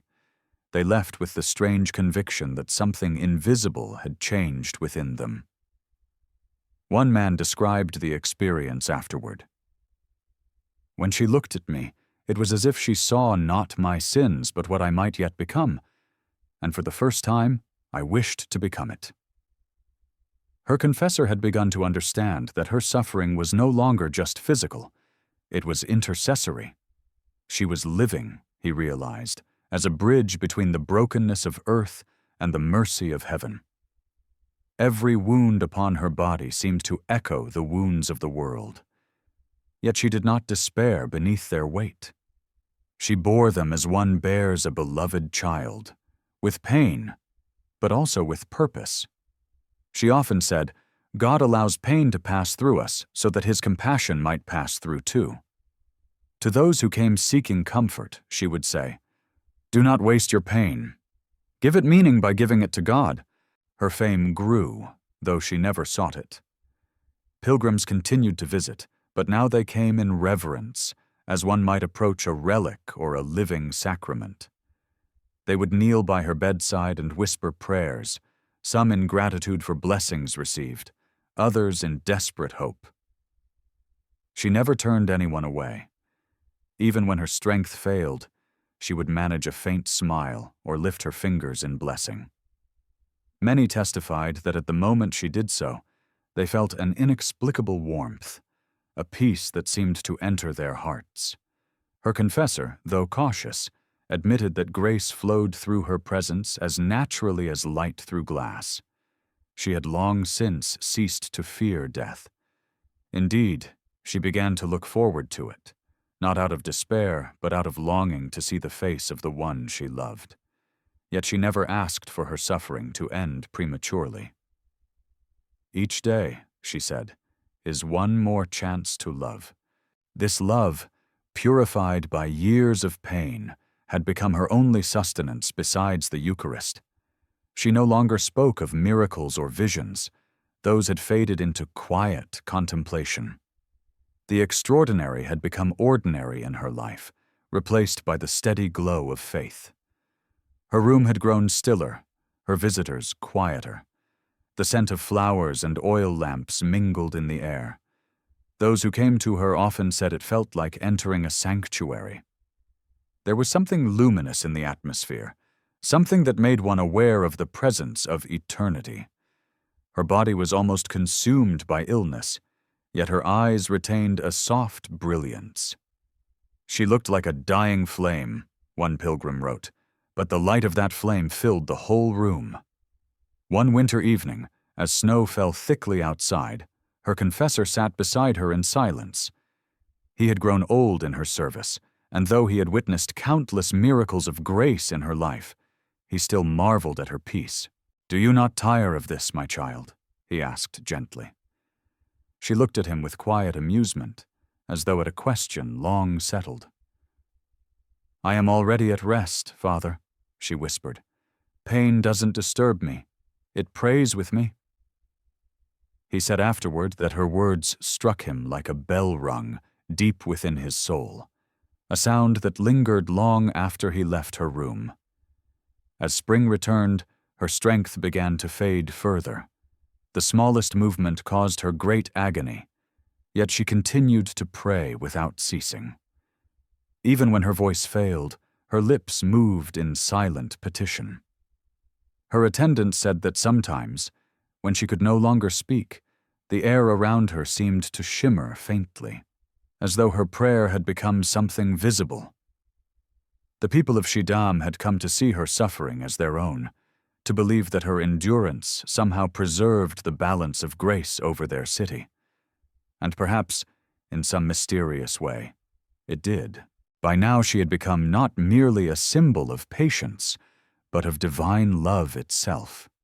Love stripped of all reward, love that gives without expecting return. Her presence reminded people that holiness wasn't found in escape from suffering, but in its transformation. She had learned that to offer oneself entirely is to become a vessel through which God's compassion pours into the world. Her body, broken and frail, was no longer her own. It belonged to everyone who found peace in her prayers. At last, even her confessor could not hold back tears when he looked at her. "Why must such beauty suffer so?" he asked once aloud, thinking she slept. She opened her eyes and whispered, "Because suffering is God's brushstroke on the soul, it paints us into His likeness." Her words silenced him. In that moment, he understood that she no longer merely endured suffering. She had become it, transfigured it, and through it reflected the heart of Christ Himself. She burned with a hidden flame, one that pain could not extinguish. Time itself seemed to bow before her patience. The years had worn her down to the thinnest line between life and eternity. Yet Lidwina's soul glowed with a quiet light that no darkness could overcome. By now her body was almost entirely immobile. She could move only her head slightly and her left hand, which she used to make the sign of the cross whenever someone entered the room. Her breath came shallow and slow, but her eyes remained clear, deep as still water reflecting the sky. Those who saw her could not understand how a human being could bear such suffering for so long, nor how peace could radiate from such brokenness. But Lidwina no longer measured life by days or years. Time had become something fluid, like the sea outside her town, rising and falling with the tide of divine will. The city of Schiedam had changed around her. Children who once whispered about the sick girl on the hill had grown into adults who brought their own children to her door for blessing. Her name had become part of the air itself, spoken in prayers and hushed tones across the Netherlands. Some called her the living saint, others the holy invalid. Her fame spread quietly, without proclamation, carried on the lips of pilgrims and travelers. Yet even as her renown grew, she remained untouched by vanity. If anyone praised her, she would answer, "Do not look at me. Look at what God can do with dust." She often said that the longer she lived, the less she felt herself as an individual being. "I am no longer my own," she told her confessor. "I am only the echo of his mercy." Her visions continued, though they grew less frequent, taking on a softer and more radiant tone. Where once she had seen Christ's passion and the sorrows of purgatory, she now saw light, vast, living light that seemed to hum with love. She spoke of gardens where every flower was a prayer, of rivers of light flowing from the wounds of Christ, of angels who carried the sighs of the poor up into eternity. One evening, she told her confessor that she had dreamed of walking again, not upon the frozen canals of her youth, but upon a path of light leading through a vast meadow. "The air was like music," she whispered, "and every step I took was praise." Her confessor asked if she thought it was a vision of heaven. She smiled faintly and said, "Perhaps it was only a promise." As her earthly life drew closer to its end, her sufferings took on new and strange forms. She began to experience intense burning pains, as though her flesh were on fire. At times her body would tremble violently, her skin glowing faintly as if fevered, and yet her face remained calm. The priests who tended her grew fearful. They thought she might die in agony, but she assured them with a serene voice, "Do not be afraid. It is not punishment. It is love refining me." She compared her suffering to gold being melted in the furnace until it becomes pure light. "Every pain," she said, "is a door, and when one has opened them all, one stands before God." The Virgin Mary, whom Lidwina had loved with childlike devotion since her youth, began to appear more frequently in her dreams. Sometimes, in the early hours before dawn, her attendants would find her smiling in her sleep, her lips moving as if in conversation. When she awoke, she would describe seeing the Mother of God clothed in gentle light, standing beside her bed and wiping the sweat from her brow. "She speaks not with words," Lidwina said, "but with silence that comforts more than speech." The presence of Mary gave her renewed strength to bear what remained of her suffering.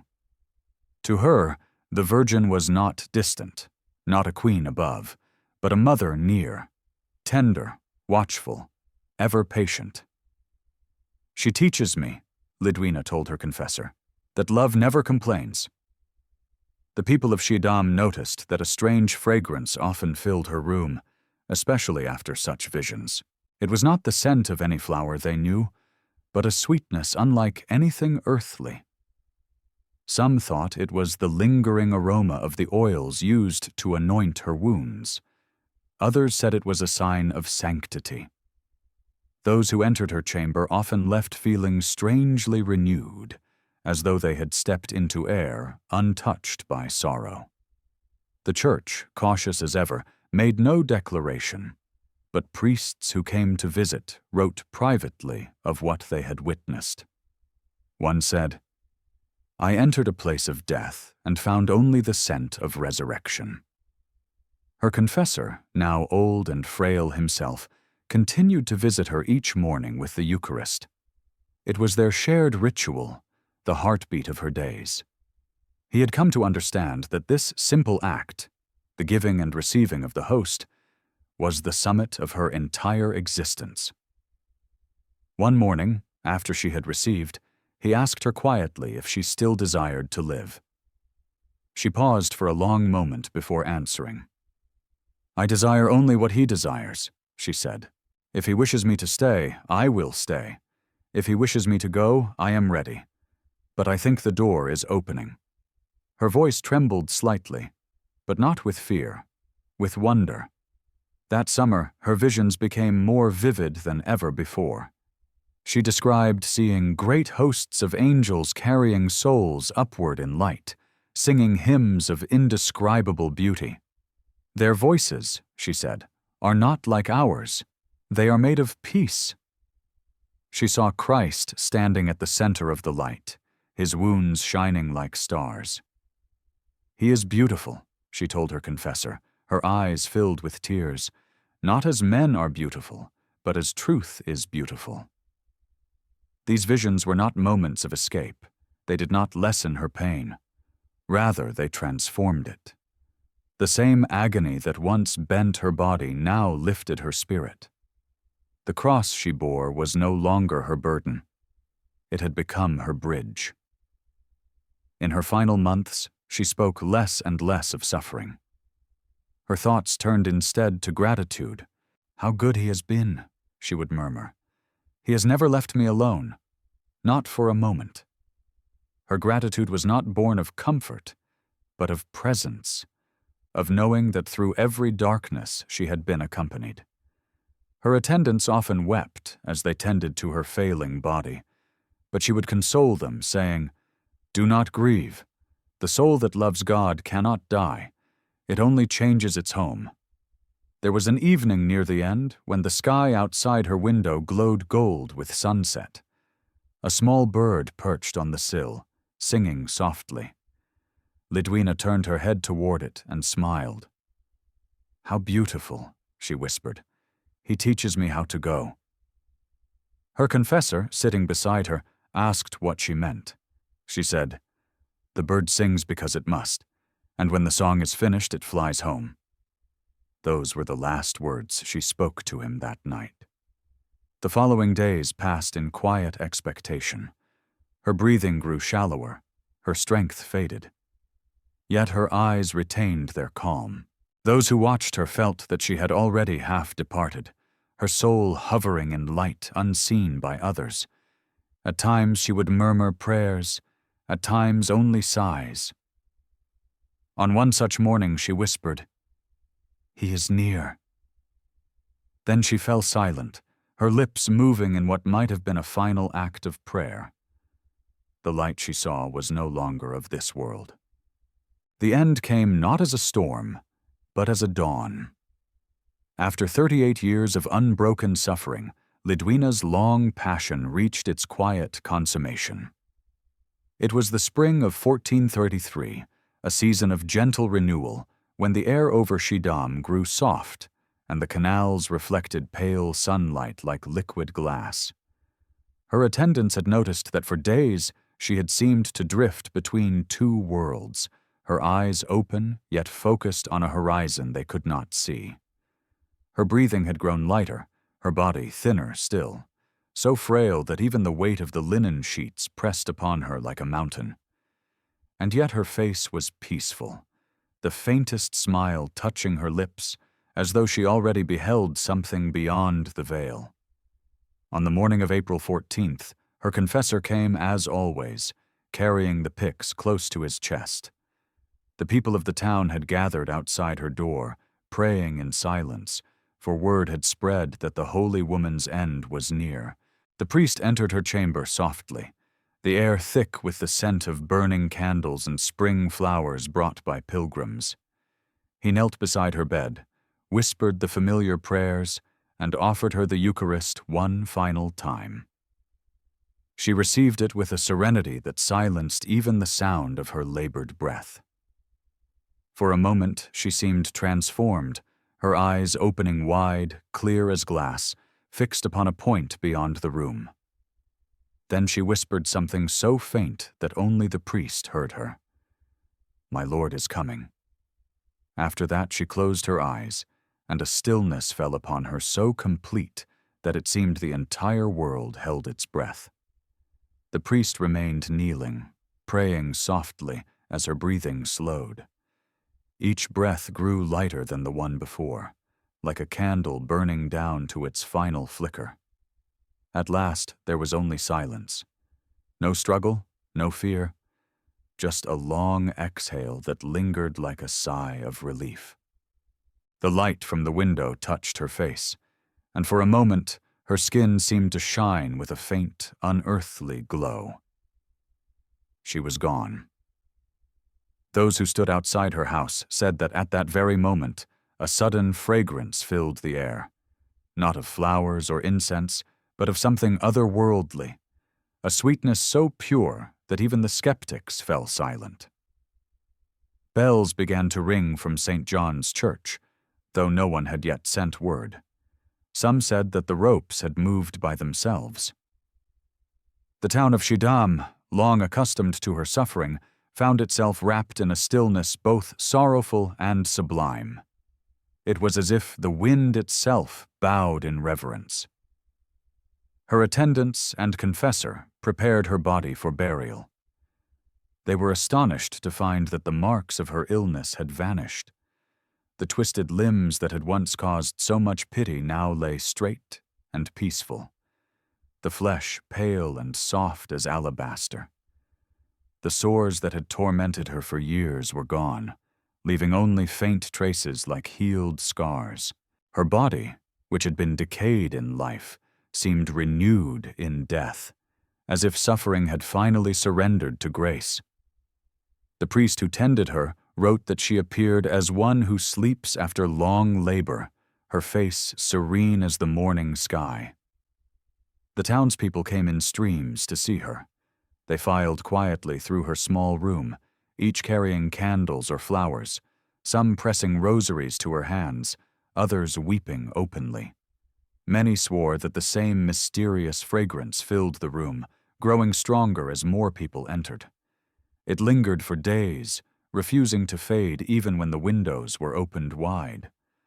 Those who had doubted her sanctity now stood in awe, their disbelief silenced by what they saw and felt. "Surely," one woman said, "God has walked in this house." Her funeral was unlike any Schiedam had seen. The procession stretched through the narrow streets, led by priests chanting the psalms of the dead. Behind them came the townsfolk, merchants, widows, soldiers, children, each carrying a candle lit from the flame that had burned beside her bed. As they walked, the air was filled with hymns, low and steady, a river of sound that seemed to wash the sorrow from their hearts. When the coffin was carried past the canal where she had once fallen as a girl, the crowd stopped. The water lay still, and many whispered that the reflection of her coffin glowed faintly beneath the surface, as though even the earth itself paid tribute to her. She was buried in the churchyard of St. John's, near the town she had sanctified through her patience. The bells tolled slowly as her coffin was lowered into the ground. Her confessor, voice trembling, spoke the final blessing.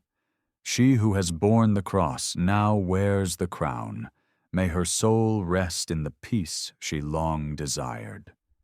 The crowd responded with a single amen, soft as a sigh. For hours afterward, people lingered beside her grave, praying in silence. The air was calm, and above them a flock of white birds circled once before disappearing into the pale sky. But even in death, Lidwina's presence did not fade. Within days, reports began to spread of strange happenings near her tomb. A child who had been blind in one eye regained his sight after touching the soil that covered her grave. A woman crippled by illness claimed to have walked again after praying there. The skeptics dismissed these as coincidence, yet more stories followed. Too many to ignore. The fragrance that had surrounded her death seemed to return whenever people prayed near her resting place. Some said that on quiet nights, a faint light could be seen rising from the grave, flickering like a candle against the dark. Her confessor wrote to the bishop, describing these events with cautious reverence. "It is not for us to proclaim her holy," he wrote, "but only to bear witness that through her, holiness touched this earth." The bishop, reading the report, sent word that her grave should be tended carefully and her memory preserved. A small chapel was built over it, simple and unadorned, where pilgrims could come to pray. Soon the chapel became a place of constant visitation. The sick were brought there, the weary came to kneel, and candles burned day and night in her honor. The people who had once pitied her now spoke her name with devotion. She had become their protector, their intercessor, their living link to the mystery of divine compassion. The same girl who had fallen on the ice decades before was now venerated as one who had turned her wound into a window of grace. Her story spread beyond Holland, carried by travelers and priests. In time, her life would inspire writings and sermons, each telling of the young woman who, through unimaginable pain, became a vessel of redemption. In Schiedam, the memory of her presence lingered long after her death. Mothers told their children of her patience. The poor invoked her name in prayer. Sailors carried her image on their ships for protection. Even those who had never known her felt her influence, as though her spirit still watched gently over the town she had loved. Her confessor, before his own death, wrote one final line about her. "She has taught us that to suffer with love is to conquer death itself." Her suffering ended, but her story had just begun. In Schiedam, the echoes of her name refused to fade. The small town that had once pitied the crippled girl now found itself transformed by her memory. Not long after her burial, pilgrims began to arrive in greater numbers, drawn by the stories that spread like gentle ripples across the Netherlands. They came from villages and cities far beyond the marshy plains, from Utrecht and Haarlem, from Bruges, and even from the distant ports where sailors whispered her name before setting out to sea. They came with crutches and candles, with wounds and hopes, to kneel at the modest grave of the girl who had suffered longer than most men could imagine, and who, in her death, seemed to leave behind not sorrow, but peace. Her tomb became the heart of Schiedam. The people built a small shrine above it, first of wood and then of stone, to shelter the growing number of visitors.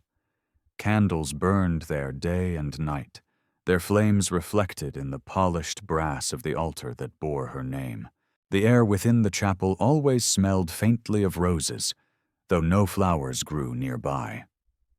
The priests who tended the shrine often found themselves overcome by a sense of quiet reverence they could not explain. Many testified that those who prayed there left with their hearts lighter, as though they had been washed in invisible grace. Not long after her death, the first miracles began to be recorded. A fisherman from Delft, whose arm had been mangled by the ropes of his ship, came to her tomb to pray. As he knelt, weeping, his pain subsided, and when he stood again, the arm that had hung uselessly at his side moved freely. He returned to the church the next day with his family, bearing candles in thanksgiving. Word of the healing spread quickly, and others came, some out of faith, others out of desperate hope. A child who could not walk was said to have taken his first steps after touching the cold stone of her grave. A woman blind in one eye claimed to see again after sleeping beside the chapel in prayer. The priests recorded each story carefully, sending them to the bishop, who instructed them to keep watch, but not to proclaim her a saint without the Church's judgment. And yet among the people, no decree was needed. In their hearts, she was already Saint Lidwina of Schiedam. The pilgrims who came did not only seek healing of the body. Many came for peace of soul.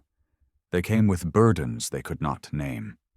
The grief of loss, the heaviness of guilt, the quiet loneliness that dwells within every human life. To them, Lidwina was not a figure of miracle alone. She was a companion in suffering, one who had known the depths of pain and yet had found within it the light of God. Her story was told by parents to their children, by priests in their sermons, by travelers around fires on cold nights. She became, for the people of the Low Countries, a symbol of endurance, a saint not of triumph, but of perseverance, not of grandeur, but of grace. It was said that when storms swept across the North Sea, sailors would cry her name aloud, asking her to calm the waves. When plague or famine threatened a village, processions were held in her honor, and the people carried her image through the fields, praying for mercy. There were even those who claimed that her spirit appeared at times of great need, standing at the edge of the town, clothed in light, her eyes filled with compassion. Whether these stories were true or born of faith mattered little to those who believed, for her memory had become a refuge, a source of courage for all who suffered. Her confessor's writings, preserved by the priests of Schiedam, began to circulate through the monasteries of the Netherlands. They told not only of her miracles, but of her interior life, her prayers, her visions, her patience. Scholars and theologians read them with awe, for within her simple words they found a theology of suffering that spoke more deeply than any learned treatise. She had not sought to explain pain, but to transform it. She had not fled from the cross, but embraced it, and through that embrace she had shown the world that love could conquer even the most terrible affliction. Her body was broken, one monk wrote, but her spirit was whole, and in that wholeness we see the image of Christ himself. Over the decades that followed, devotion to her grew steadily. Churches in Holland and Flanders began to dedicate altars to her name. Artists painted her likeness, a young woman lying in bed, her face serene, her eyes lifted toward heaven, a crucifix in her hands. In these paintings, she was always depicted not as a figure of pity, but as one radiant with peace. The painters captured what those who had seen her in life had known, that her suffering had become her crown, her stillness her strength. Her story inspired countless others to endure their own trials with patience, to see in their pain not punishment, but participation in divine love. Centuries passed, but her memory never faded. When wars ravaged the Netherlands and faith grew dim, people still spoke her name. Her shrine, though damaged by time and conflict, was always rebuilt. Even when the tides of history threatened to erase her story, someone, somewhere, would light a candle before her image and whisper a prayer. In her endurance, generations found a reflection of their own struggles, a reminder that holiness was not a distant ideal, but a daily choice to love amidst the ruins. The Church, slow and deliberate as always, eventually took notice of the enduring devotion that surrounded her. Investigations were made, testimonies gathered, miracles documented. The accounts were so consistent, so filled with the fragrance of sanctity, that they could not be dismissed. And so, after centuries of veneration, the Church formally recognized what the people had long known in their hearts. Lidwina of Schiedam was indeed a saint. Her name was entered into the martyrology, and her feast was fixed on April 14th, the day of her death, which had been her true birth into eternal life. Even after her canonization, the power of her story continued to grow. She became the patroness of those who suffer chronic illness, of the paralyzed, of the unwanted, and of those who carry hidden pain. Pilgrims from every corner of Europe came to seek her intercession, and even those who could not travel kept her image close, carved into wood or painted on small icons. To this day, her story is told not as a tale of tragedy, but of transformation. She who had fallen on the ice and broken her body had become the one who taught the world how to turn pain into prayer. And perhaps this was the true miracle of Lidwina. Not that she survived for decades without food, not that her wounds healed in death, not even that miracles flowed from her tomb, but that she had revealed to humanity the hidden face of suffering. In her, pain was not defeat, but a strange victory, not the end of life, but the beginning of sanctity.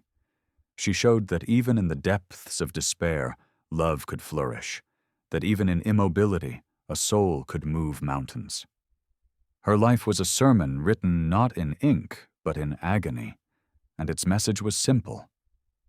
Where love abides, nothing is wasted. The world remembered the girl who turned pain into prayer. Centuries have passed, yet her witness continues to whisper in hearts. The story of Saint Lidwina did not fade into the dust of medieval devotion. It endured, alive in the hearts of those who have suffered quietly, who have borne their own invisible crosses with trembling yet faithful hands. Her name, once spoken in the small streets of Schiedam, spread across lands and centuries, reaching the sickbeds of those who would never see her chapel, but who felt, somehow, that she understood them, for she had lived what they lived. She had prayed what they prayed. In her, pain was not an enemy to be conquered, but a teacher to be embraced, revealing that love is stronger than decay, and that grace can take root even in the most desolate soil. After her canonization, the Church declared her the patroness of the chronically ill and the disabled, of ice skaters who glide across the frozen waters where her suffering began, and of those who live in long endurance, waiting for heaven's dawn. Across the centuries, her name became a light to those who lay still in darkened rooms, those whose prayers rose not in triumph, but in perseverance. Artists continued to paint her story. The girl on the ice, the fall, the bed that became her world, the glow of divine peace in her eyes. Poets wrote of her, not as a woman broken by fate, but as a bride of Christ whose fidelity transformed weakness into strength. Her story became not only a tale of one saint, but a mirror in which the suffering of all believers could be reflected and sanctified. In the 17th century, when sickness swept through the lowlands and fear filled the air, pilgrims once more journeyed to Schiedam. They came not for spectacle, but for solace. They knelt before her relics, which had been preserved with care, and prayed for healing. Some were cured, others were not. Yet even those who left, still burdened, spoke of a peace they had never known before. "She suffers with us," one pilgrim wrote, "and in her eyes I saw the mercy of God." That, perhaps, was her greatest miracle, that she taught the world that mercy does not always heal the body, but it always heals the soul. In time, new generations discovered her anew. The age of faith gave way to the age of reason, and still her story endured, defying the silence of centuries. In hospitals and sanatoriums, in homes where sickness lingered unseen, her name appeared again, written on holy cards tucked beneath pillows, whispered in night prayers by those who had no strength left to speak. They saw in her not a remote figure of piety, but a sister who had walked their same road, who knew the taste of loneliness, the ache of unanswered prayer, and yet had turned all of it into an offering of love, Her life became a living theology of endurance. That holiness is not a sudden fire, but a slow flame that burns quietly through the years. The theologians who studied her writings called her one of the early heralds of what would later be called redemptive suffering. In her, they said, was revealed the mystery of the cross lived in the hidden life of a laywoman.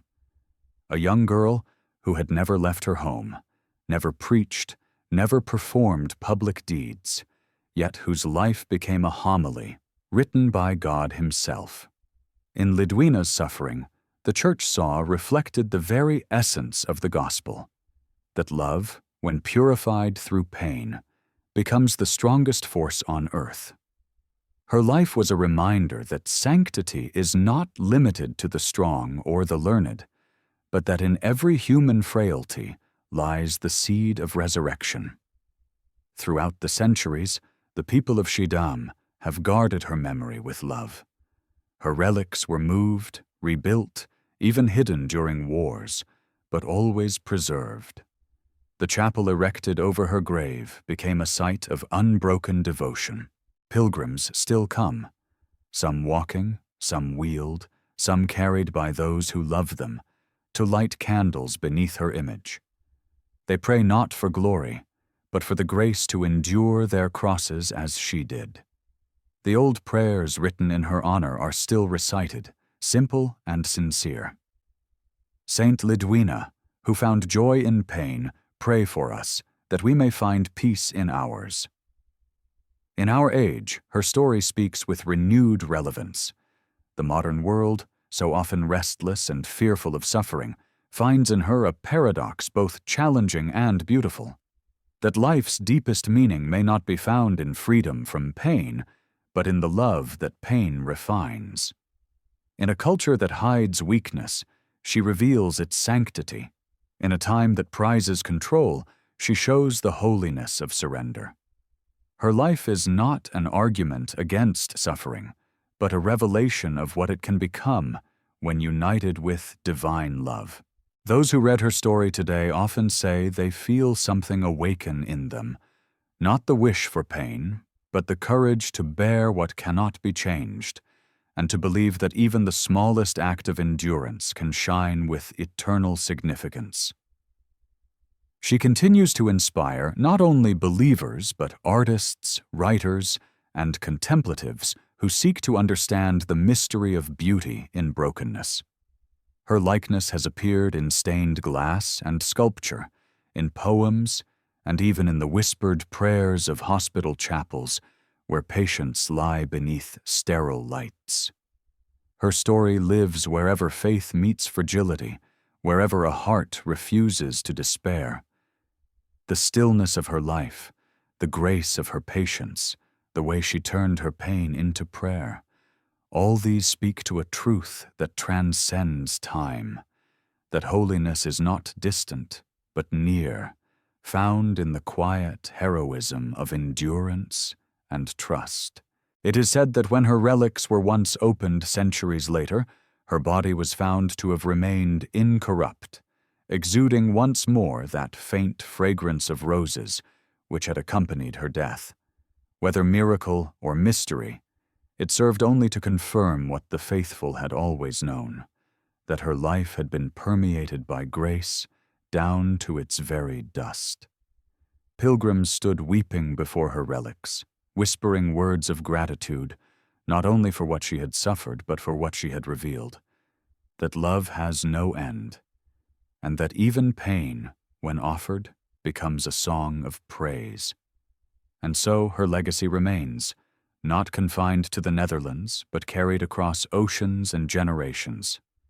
In every hospital where a nurse prays beside a patient's bed, in every home where the sick offer their weariness to God, her spirit lives. Her name may not be known to all, but her lesson resounds through the lives of those who choose faith over despair. Each act of patience, each whispered prayer in the night, is a continuation of the light that once burned in her narrow room.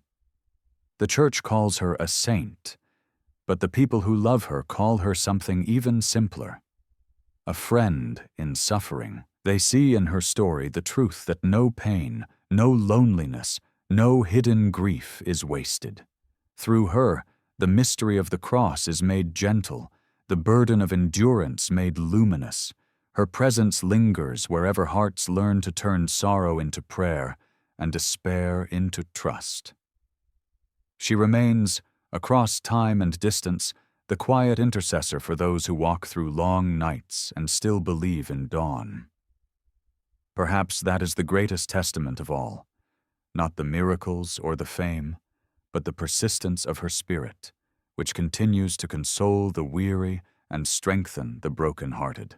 Saint Lidwina of Schiedam stands not as a figure locked in history, but as a living voice that speaks still, softly and steadily, reminding us that pain, when loved, becomes light, and that the smallest act of faith is already a victory over death. And perhaps, even now, her suffering prays for us all.